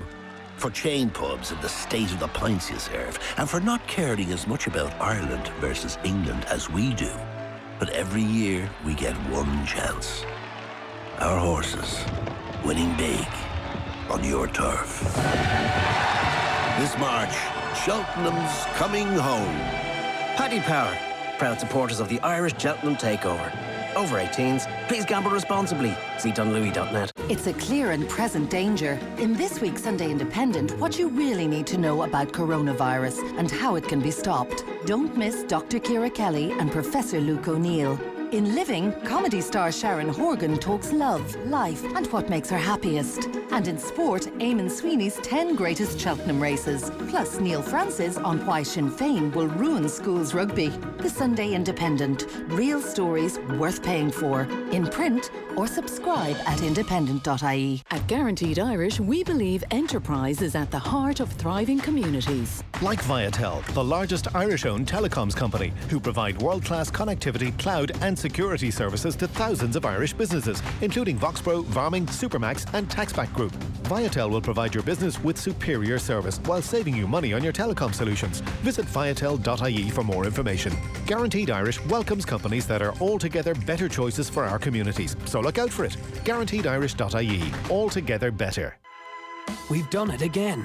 At KBC, we've dropped some of our fixed rate mortgages. Again. And with lower rates come lower monthly repayments. So why not talk to us about a KBC mortgage today? KBC, the bank of you. Information correct as 2nd March 2020. See bonkers.ie for verification. Rates available to residential mortgages only. Lending criteria, underwriting, terms and conditions apply. Security and insurance required. KBC Bank Ireland PLC is regulated by the Central Bank of Ireland. Warning, if you do not keep up your repayments, you may lose your home. Warning, you may have to pay charges if you pay off a fixed rate loan early. Concert event of a lifetime. Come experience the dynamic energy of one of the most accomplished musicians of our time, Carlos Santana. Miraculous 2020 World Tour, March 29th, 3 Arena. Take a trip through the hits from Woodstock to Supernatural and a backwards flip into the unknown. Santana Tour 2020. Tickets from 6064 on sale now. Additional charges may apply. The Big Save from Lidl brings you loads of super savings in store, and we've got great recipes waiting for you online too. Warm up your evenings with our 20-minute recipe for sticky beef stir-fry with ginger and soy, made with our lean and succulent ready-to-wok beef, only $2.49. Delightfully sizzled in Fry Light 1-cal spray, was $2.89, now only $1.99. And don't forget, we check out our competitors' prices weekly, so when you check out, you always get better value. The Big Save from Lidl, more for you. There are plenty of reasons to get an official Volkswagen service, from the expertise of a Volkswagen master technician to the confidence in using only Volkswagen genuine parts. However, to the majority of drivers, only one reason really matters: what you get when you bring it all together, an official service history. In fact, 78% of Irish drivers would pay more for your Volkswagen if it has a full Volkswagen service history. Help protect your resale value and keep your Volkswagen a Volkswagen. Book your classic service from only €169 at volkswagenservice.ie. Terms and conditions apply. That's the sound of sausages sizzling on a new candy ceramic hob from Harvey Norman, now only €189. Like the sound of that? At Harvey Norman, we have a huge range of cooking appliances from all the big brands like Neff, Bosch, Electrolux and more. Our trained staff will help you choose the best product and can even arrange delivery, install and removal of your old appliance. And don't forget, we are matching all competitors' prices. Visit us in-store or online. Harvey Norman, your cooking specialists. Enjoy exceptional Irish art at White's Auction this weekend. See wonderful works by Paul Henry, Jack Yates, John Lavery, Roderick O'Connor, Tony O'Malley, William Scott and many others at the RDS this Saturday, Sunday and Monday or online at whites.ie. Whites, where Irish art is truly valued. Cheltenham is just around the corner and the Irish Daily Mirror has everything you need in a super 32-page supplement free inside this Monday. Exclusive interviews with Rachel Blackmore and Paul Townend. All the big race previews and a look at the Irish hopefuls. Plus top tips to help you beat the bookies. Get the inside track to Cheltenham free inside your Irish Daily Mirror this Monday. No one does Cheltenham quite like QuinBet. With a huge selection of markets on horse racing, plus all your favourite sports. We've got you covered right through the festival and beyond. And now with live casino and Irish lottery betting, you can find us on mobile, app and PC. QuinBet.com. T's and C's apply. Gamble responsibly. Visit gambleaware.ie. Football on Off the Ball. With Paddy Power, the greatest football partnership since Shearer and Owen. And you're very welcome back to Off the Ball Saturday on News Talk with John Duggan until 5 o'clock in the company of the former Republic of Ireland striker Stephen Elliott, Irish independent journalist Daniel McDonnell, and the broadcaster and journalist Johnny Ward. Remember, our football coverage brought to you thanks to Paddy Power. For more information on responsible gambling, visit dunlewy.net. You can text us on 53106. Just the latest scores in the Premier League to give you.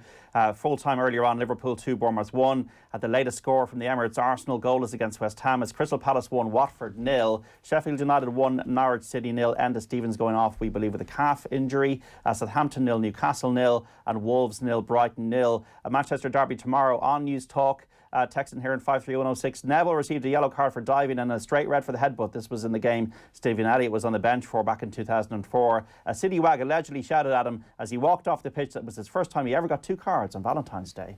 That is from Peter in Dublin. That sounds no, there's no way a fan could have delivered that line as they went off the pitch. That'd be the person shouting. I've never seen stats. Allegedly in a text either. No, that's a Christmas cracker joke. The best derby I ever saw was in 1970 when Ajinski won at Epsom under the great Lester Piggott and Vincent O'Brien. Good answer. In equine form. On the horsey theme, Cheltenham ground update, like Simon Clay says, like the ground is good to soft pretty much. Maybe might be slightly it's meant worse. To rain though. He's like a bit of rain Monday. So these who want like the real slop or the heavy ground are forecasting it, and which all means, of course, John, that Envoy Ellen is as always was the plan. He's going to go to Ballymore. And you can still get like nearly 2-1 on him win the race. What about another fine athlete, Enda Stevens? I'm a bit worried about that. I'm a bit worried about that he's come back from injury. He's come back from a calf injury. No, he's a calf injury. And, well, I don't know, that's early days, but the picture of it looks like he's looking at that area. And this is his return, effectively. They could have, they didn't include him in the cup match, and, they've been sort of easing him back in. And now he's gone off. And now Seamus Coleman's injured. Yeah, exactly. And some people, when Seamus Coleman got injured, people have short memories, were like, well, it's no big deal, Matt Doherty's there. And it's like, lads, what if Matt Doherty got injured? Or now, as Enda Stevens gets injured, you'd be thinking, well, it would be nice to have the option of moving, if Stevens out, to move Doherty to left back. So, honestly, I thought some people just talk about the fickle aspect of football supporting, people being almost a sense of just it was no big deal that Coleman being out. It just removes an option. So now I know Sheffield United have been very good with Ireland before. Chris Wilder has been very good. There's a good relationship with Mick McCarthy. I think the communication there will be good. I'd imagine that they're very mindful of the importance of these games hopefully coming up. But Ireland don't really have obvious. Derek Williams is the preferred left back, backup of choice ahead of Ryan Manning.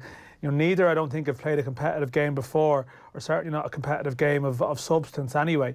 So to any great degree. So Kieran Clark is missing. He'd be someone who could he wouldn't really be a left back, but defensively in particular, we're down bodies here, and you really need this. Like, I'm looking there, March the 7th today, March 26th. Like it's Clark is definitely an option, I'd say. Well, Clark's gone. Well, Clark's out for the season. Sorry, he's out for the season. But he's not. If he were fit as the left back option. Yeah, but he's also there's no real cover for Randolph, is there? Not that's playing football regularly.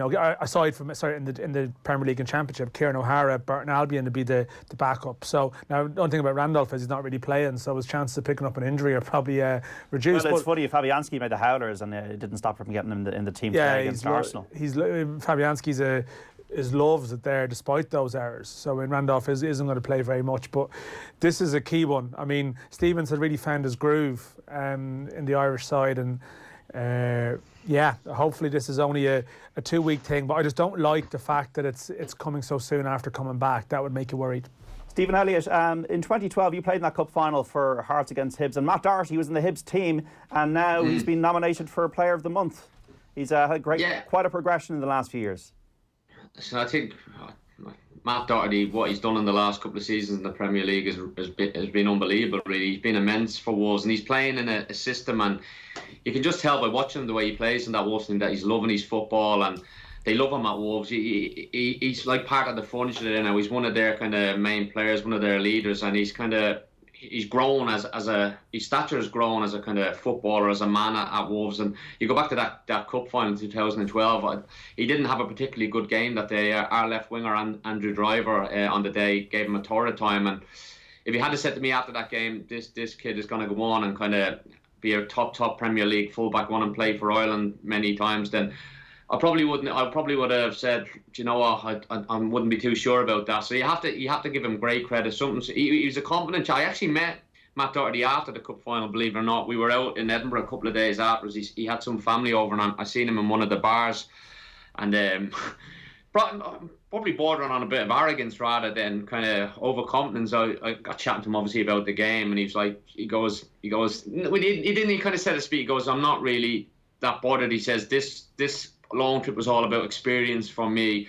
I'm back at Wolves anywhere next year, and that's my aim, is to break into that team. And it was like, when I was speaking to him, he was like robotic, and maybe looking back on it now, you can see why he's done what he did, because he didn't let having a bit of a stinker in the cup final stop him where he wanted to be. And obviously in his mind back then, he wanted to get into that Wolves team.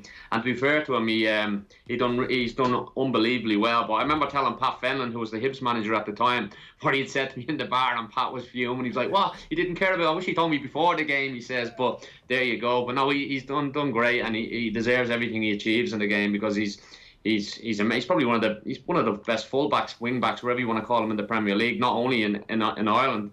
Yeah, Irish fullback. Matt would have frustrated the hell out of a lot of people when he was younger, and I think that time on loan at Hibs, I think his timekeeping wasn't always top class, and like he had a sort of he has a streak in him, I think, from speaking to people who really know him, that he says what he thinks sometimes. He doesn't necessarily sugarcoat it, and that's always going to rub people up the wrong way. And to some people that'll be arrogance. To others it's just honesty, and it's sort of an unusual thing that you encounter. But I think he's spoken himself that he probably did need to improve as a professional, and that it's funny just being in the right place at the right time that Wolves effectively had this Portuguese takeover and took Matt Doherty, who was a good championship player, but he changed his diet. I think he changed a lot of things in his life, and it showed probably the ability that was always there, but maybe didn't necessarily come to the fore. His fitness levels, Dan, are so impressive. You watch him you watch him in the 94th minute, and he's still steaming down the wing, getting into the box. He scored late goals as well for Wolves, and he's one of the few players when you're looking at Wolves that he never looks tired. He looks fresh all the time, and obviously that's a credit to himself. Like you mentioned, he's obviously changed the way he's living, which he's obviously had to do to kind of get where he is, and more credit to him. And as I said, I know we're talking about Seamus Coleman being missing, and I like, obviously Seamus Coleman, for me, I'm not going to stand here and slag Seamus Coleman. He's been one of our best ever fullbacks, but I think since he's had his injury, I think he struggled to find that form that he had before that. And I know what you mentioned there with Stevens coming on, it's nice to have these bodies, and I totally agree. But I'm hoping Stevens will be back, and I think if Coleman was fit for the game and it was a choice between Coleman and Doherty, for me at this moment in time, it's Doherty hands down all day long. Goal at the Emirates. Arsenal against West Ham United. Andrew Cheal. Arsenal 1, West Ham United 0. Arsenal's patience finally pays off with a goal that needed all of 2 minutes on VAR to decide whether or not it should count. Initially, the referee disallowed it from Lacazette, but Ozil, they've decided, the VAR people, that he was not interfering with play. He was not active when he headed the ball on to Lacazette, who buried it in the back of the net. It was a long time that it took VAR to decide, but it's decisive as far as this game is concerned, almost certainly. Not too much time left now. Arsenal 1, West Ham 0. Like, he has to play, Stephen, against Slovakia, Matt Doherty. I'm looking at 289 appearances for Wolves, and it was April 2007 that we last had an Irish winner of this Premier League Player of the Month award, Robbie Keane. The players he's up against: Pierre-Emerick Aubameyang, Bruno Fernandes, Marcus Alonso, Nick Pope and Dominic Calvert-Lewin. Do you think he could be in line for a bigger move? It seems to pass Seamus Coleman by. Do you think Matt Doherty could be in line for a bigger move, even away from Wolves? But then again, the way Wolves are playing, they could be in the Champions League. Yeah, it's a weird question to say bigger move. Like, I don't know what age is started. Is he 29 now? 28 now. So I don't know whether will he move. Who's, like you say, Wolves are on the up now. You look at the way Wolves play. They're, bar obviously Liverpool and Man City, they're as good as any team in the league, and they've got money behind them as well. So sometimes as a footballer, and if they do go on and get Champions League football, they're playing European football now. They could win the Europa League. They're playing really high level football, and maybe he's just found his home. He's been there for a long time, and I don't know. If I'm Matt Doherty, I wouldn't be, unless a ridiculous offer financially for him will come in. I can't see him wanting to move away from Wolverhampton. Yeah, I was actually talking about this recently, Sleeves. I think you should be very, very careful what you wish for. And as much as we spoke about Coleman, that he didn't get that move prior to the injury, and that, like, surely it matters to you, as long as this Wolves team stays together, the quality of the coaching and the quality of the team. And for Doherty, he must be absolutely loving playing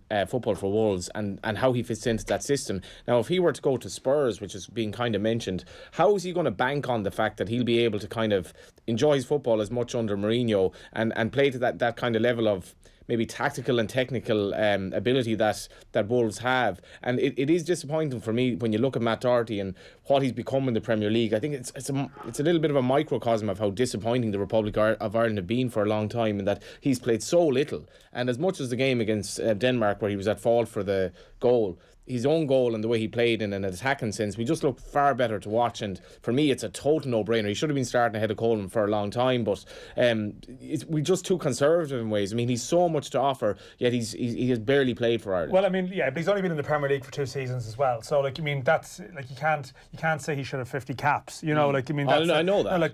That's just not realistic. I actually heard your debate during the week, and I know Stephen Hunt was more so pushing the match to think about a move.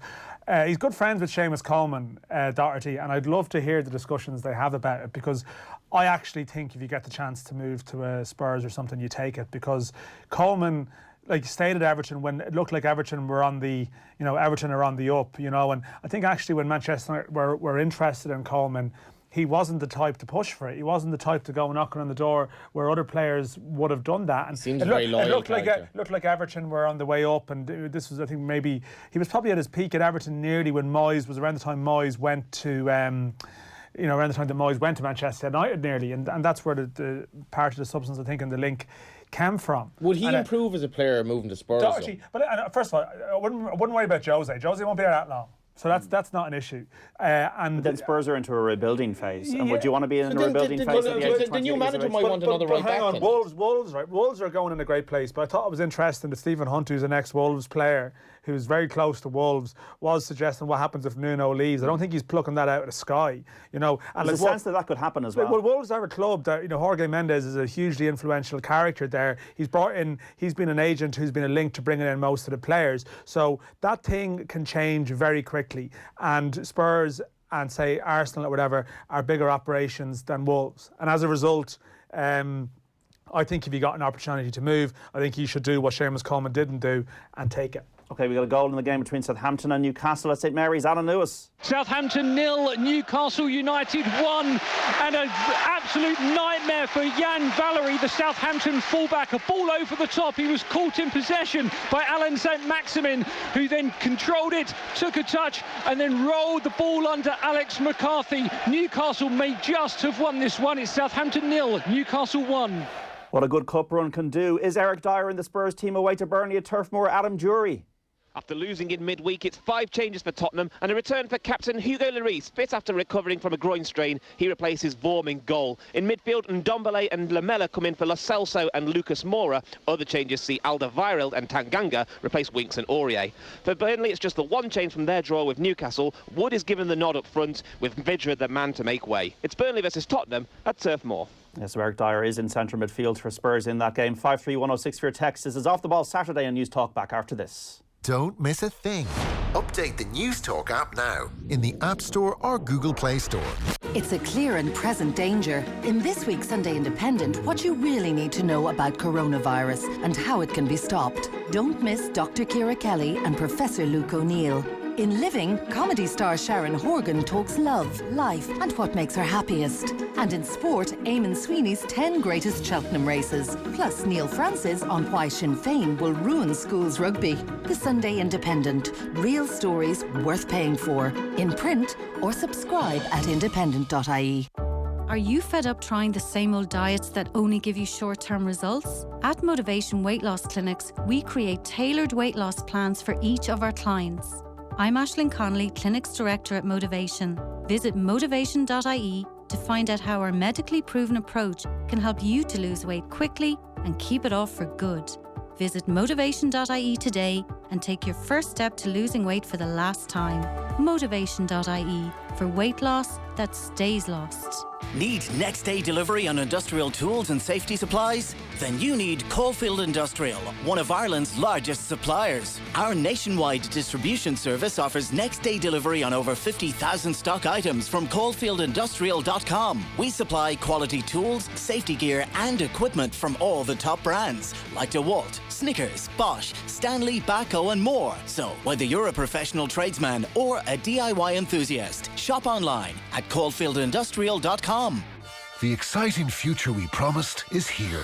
The all-new Peugeot 2008 SUV. Robust yet elegant and unmistakably Peugeot.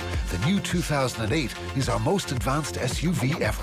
Available with an impressive list of high-tech features like our new 3D iCockpit, advanced safety systems and a choice of petrol, diesel and all-electric. Visit Peugeot.ie or your nearest dealer. The new Peugeot 2008 SUV. Onboarding the future. This March, secondary school students from all over Ireland will raise funds for charity and causes by making available Irish flag pins on Flag Day. I'm Henry Shefflin. I'm proud to have played hurling for Kilkenny and I'm proud of our national flag, an emblem of peace. The GPO Museum is honoured to be the home of the Thomas F. Maher Foundation exhibition on the Irish flag. Together they support students to raise funds for charity and causes on Flag Day. 100% of money raised goes to schools, charities and causes of choice. Wear your flag pin, show your pride. Proudly supported by News Talk. Switch to 3 in-store today and get the amazing iPhone 11 for half price. Now just €199 on our €45 a month plan. This fantastic offer comes with all-you-can-eat data, as well as loads of calls and texts. Drop into your local 3 store today to pick up this great iPhone 11 offer. 3. Make it count. While stocks last. 24-month minimum term and direct debit required. All-you-can-eat data, ROI only. See 3.ie. We've done it again. At KBC, we've dropped some of our fixed-rate mortgages. Again. And with lower rates come lower monthly repayments. So why not talk to us about a KBC mortgage today? KBC, the bank of you. Information correct as 2nd March 2020. See bonkers.ie for verification. Rates available to residential mortgages only. Lending criteria, underwriting, terms and conditions apply. Security and insurance required. KBC Bank Ireland PLC is regulated by the Central Bank of Ireland. Warning, if you do not keep up your repayments, you may lose your home. Warning, you may have to pay charges if you pay off a fixed-rate loan early. Woohoo! Brain cells! Why is Hunch pretending to ride a horse? It's the Cheltenham Festival. I know, but he's not usually this happy. He's just seen Betway's latest odds on Cheltenham. Ah, no wonder. Hunch loves getting something back. Woohoo! He's not going to try and jump that, is he? No. Yeehaw! Oh. Yes. Heed your hunch with Betway at Cheltenham. Bet responsibly. 18 plus. For support and information, see dunlewy.net. This isn't just any garden. This is a little garden at M&S. There are 12 little garden seedling kits for kids to collect, grow and learn from. Flowers, vegetables and herbs. You get one little garden seedling kit free with every €25 you spend in the M&S food hall. And to help you grow them, there's even little garden tools for €4. Little Garden, now at M&S. Let's grow! Terms and conditions apply. Cheltenham is just around the corner, and the Irish Daily Mirror has everything you need in a super 32-page supplement free inside this Monday. Exclusive interviews with Rachel Blackmore and Paul Townend. All the big race previews and a look at the Irish hopefuls. Plus top tips to help you beat the bookies. Get the inside track to Cheltenham free inside your Irish Daily Mirror this Monday. Football on Off the Ball. With Paddy Power, the greatest football partnership since Jeff and Heskey. And you're very welcome back to Off the Ball Saturday on News Talk. John Duggan with you through to 5 o'clock in the company of the former Republic of Ireland striker Stephen Elliott, the football correspondent of the Irish Independent Daniel McDonnell, and broadcaster and journalist Johnny Ward. Remember, our football coverage brought to you with thanks to Paddy Power. For more information on responsible gambling, visit dunlewy.net. 53106 for your text. Lads, it's a scandal. Doherty's only now guaranteed a starting spot because of these injuries. Who do we think we are? He's a starter every day and Sunday for me, regardless of position. That is from Ed. Latest scores in the Premier League: Arsenal 1, West Ham 0, Crystal Palace 1, Watford 0, Sheffield United 1, Norwich 0, Southampton 0, Newcastle 1, and Wolves 0, Brighton 0. Earlier on, Liverpool beat Bournemouth by 2-1. Spurs beat play Burnley at 5:30 at Turf Moor. Eric Dyer in the Spurs team today. Stephen, Manchester United against Manchester City is live here on Off the Ball Sunday on News Talk, 4:30 kickoff. A bit of a strange one this, because City are in limbo in the Premier League. They're probably going to finish second, and United unbeaten in 9. I think United have turned a bit of a corner, and maybe more riding on them tomorrow winning than City. Yeah, I think it's obvious the difference Bruno's made since he's gone into Man United. Bruno Fernandes, he looks a class above the players that have been signing for Man United, and I think he's given everybody in the club a lift, including the manager. And yeah, I'd agree. I think United are in great form. They look a real threat, and yeah, City are kind of, they don't really have much to play for in the league. They're kind of cemented the Champions League place. They're not going to catch Liverpool, so yeah, United are chasing that Champions League place. So you would expect Man United to be, not that you're never going to be up for a derby game, but I think it's more important to Man United than there is to Manchester City. And being at Old Trafford as well, I think that'll be an important factor too. And I would be surprised if Man United didn't come out and try and win the game, like in an attacking sense. Chelsea as well against Everton, our other game tomorrow with Nathan Murphy from 2 o'clock. Billy Gilmore did well during the week, Stephen? Yeah, he was fantastic, wasn't he? It's so refreshing to see him come in. 18, he looked, he's 5'5", 5'6", wherever he is, but he wasn't phased at all, and he was tenacious as anything in the tackle. That was the first thing I recognised. He was bang straight into tackle straight away. He wasn't phased, even though it was against probably one of the best team in the country, one of the best team in the world at the minute, and he just went in there and he outshone everybody. And it wasn't a kind of token gesture, man, of the match he got. He properly deserved it, and I don't know, it frustrates you a little bit. Like, you see somebody like him, 18 years of age, going straight in, and then obviously you look at our young lads, Troy Parra, for example, and it seems like he's a little bit against a brick wall trying to get a game, albeit he's only young and that, but it would be nice just to see him maybe get a little bit more kind of game time and just being given a chance, because you just never know. He may have a similar effect, because you never know what young players are going to be like unless you put them in there. I'm sure Frank Lampard had every confidence in Gilmore when he went in in the game midweek, but I think everybody would have been probably surprised at how well he kind of just fitted in there, and he really looks a real talent. I remember watching him actually a few years ago. Gilmore played for the Scottish, I think it was the under 15s or one of them little tournaments it was on. I remember watching it on the internet. He was playing up at Harriet Watt there in Edinburgh, and it was a class above in his own age, but again, I think he's going to go on and be a real star, and I think he's a box to ball. I think he can score goals as well. I think he'll have everything. The only thing you would say, he's a little bit small. Will he be lightweight? But that didn't bother him at all the other night. And it's I love seeing new players come in, young players, because it gives that. I think it's exciting for the whole league, not only Chelsea.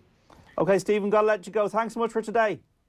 Cheers, lads. Take care. Cheers, Steve. Stephen Elliott there, the former Republic of Ireland and Sunderland striker. We got some full times coming in now from the Premier League. Sheffield United against Norwich. Lee Stott.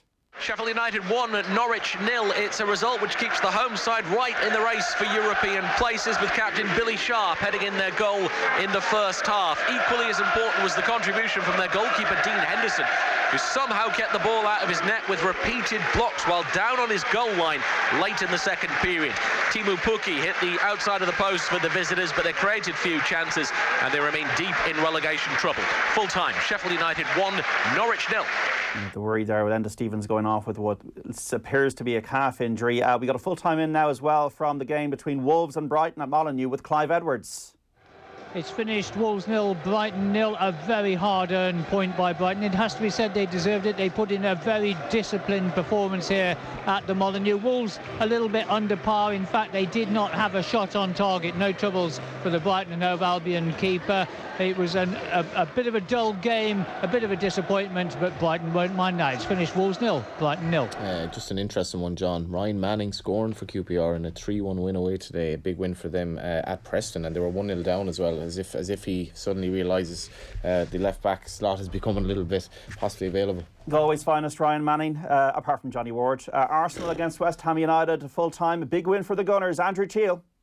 Arsenal 1, West Ham 0. Lacazette gets the credit for the goal. VAR gets the assist. And it took the video team an absolute age to decide whether or not Ozil was offside and or active in the build-up. The goal came 8 minutes from the end of a match in which West Ham had all the best chances. 3 of them wasted by Antonio. 1 from Bowen, fingertipped around the post. True, Socrates of Arsenal headed it onto the bar, but West Ham really should have had at least a point. Arsenal 1, West Ham 0. And we got a full time now in from Southampton and Newcastle at St Mary's. Alan Lewis. Southampton 0, Newcastle United 1. Newcastle finally breaking down the resistance of 10-man Southampton to claim all 3 points. Musa Djenepo sent off in the first half after a VAR review of his challenge on Isaac Hayden. VAR then awarded a penalty to Newcastle, only for Matt Ritchie's spot kick to be saved by Alex McCarthy. The second half was a scrappy affair. Shane Long went close for the home side a couple of times before Newcastle's winner 11 minutes from the end. Jan Valery caught in possession by Alan St-Maximin, who finished neatly under Alex McCarthy. Another home defeat for Southampton, who aren't out of the woods yet, but a victory that surely secures Newcastle's Premier League status. Southampton 0, Newcastle 1. Now, with the championship matches approaching full-time, it is a full-time. Barnsley 0, Cardiff 2, that is a full-time. And another full-time is Brentford 5, Sheffield Wednesday 0. Earlier finished Bristol 1, Fulham 1. The latest scores, Birmingham City 1, Reading 3. Latest score, Charlton 0, Middlesbrough 1. Leeds United going top of the table 2-0. They lead Huddersfield Town deep into stoppage time. Its latest score, Preston 1, QPR 3.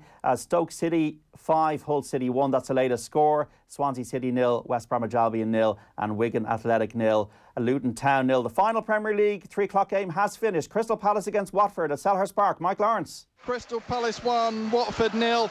It wasn't pretty at times, but it's another win, 3rd win in a row for Crystal Palace, but it leaves Watford still very much in the thick of a relegation fight. Jordan Ayew's 28th minute goal broke the deadlock in a fairly even first half before a bad-tempered game was in danger of boiling over at the start of the second, with referee Anthony Taylor dishing out yellow cards like confetti. Both sides huffed and puffed, with both keepers making good saves in the second half to deny further goals, but in the end, Ayew's 8th goal of the season was enough. Crystal Palace 1, Watford 0. OK, it's England 7, Wales 0 in the Six Nations. Anthony Watson with the try converted by Owen Farrell. We got about 20 seconds, lads. Daniel McDonnell and Johnny Ward. Your nap for Cheltenham is... Oh, Johnny's going to go for... Durasso in the champion hurdle, about 50 to 1. Oh, God, I'm going to come back to appreciate it in the bumper, actually. We'll be speaking to you. Enjoy the week, Dan. We'll be speaking to you, Johnny, as well on the Cheltenham show. Forward to it, Judy. On Off the Ball next week, all through Cheltenham week. And Off the Ball back tomorrow from 1 to 7 with Neil Tracy in the hot seat. Sarah O'Donovan and David Snade will join us for the paper review. You cannot miss it. Our live and exclusive commentary of the Manchester derby in the Premier League, United versus City from Old Trafford with Stephen Doyle and Brian Kerr. That kicks off at 4:30 tomorrow. Before that, we'll bring you the call of Chelsea versus Everton from 2 with Nathan Murphy and Gary Breen at Stamford Bridge. We'll have updates on the National Hurling League game as well between the All-Ireland champions Tipperary and Galway from Pearse Stadium. Be sure to tune in. Thanks for listening to us today. For now, bye-bye.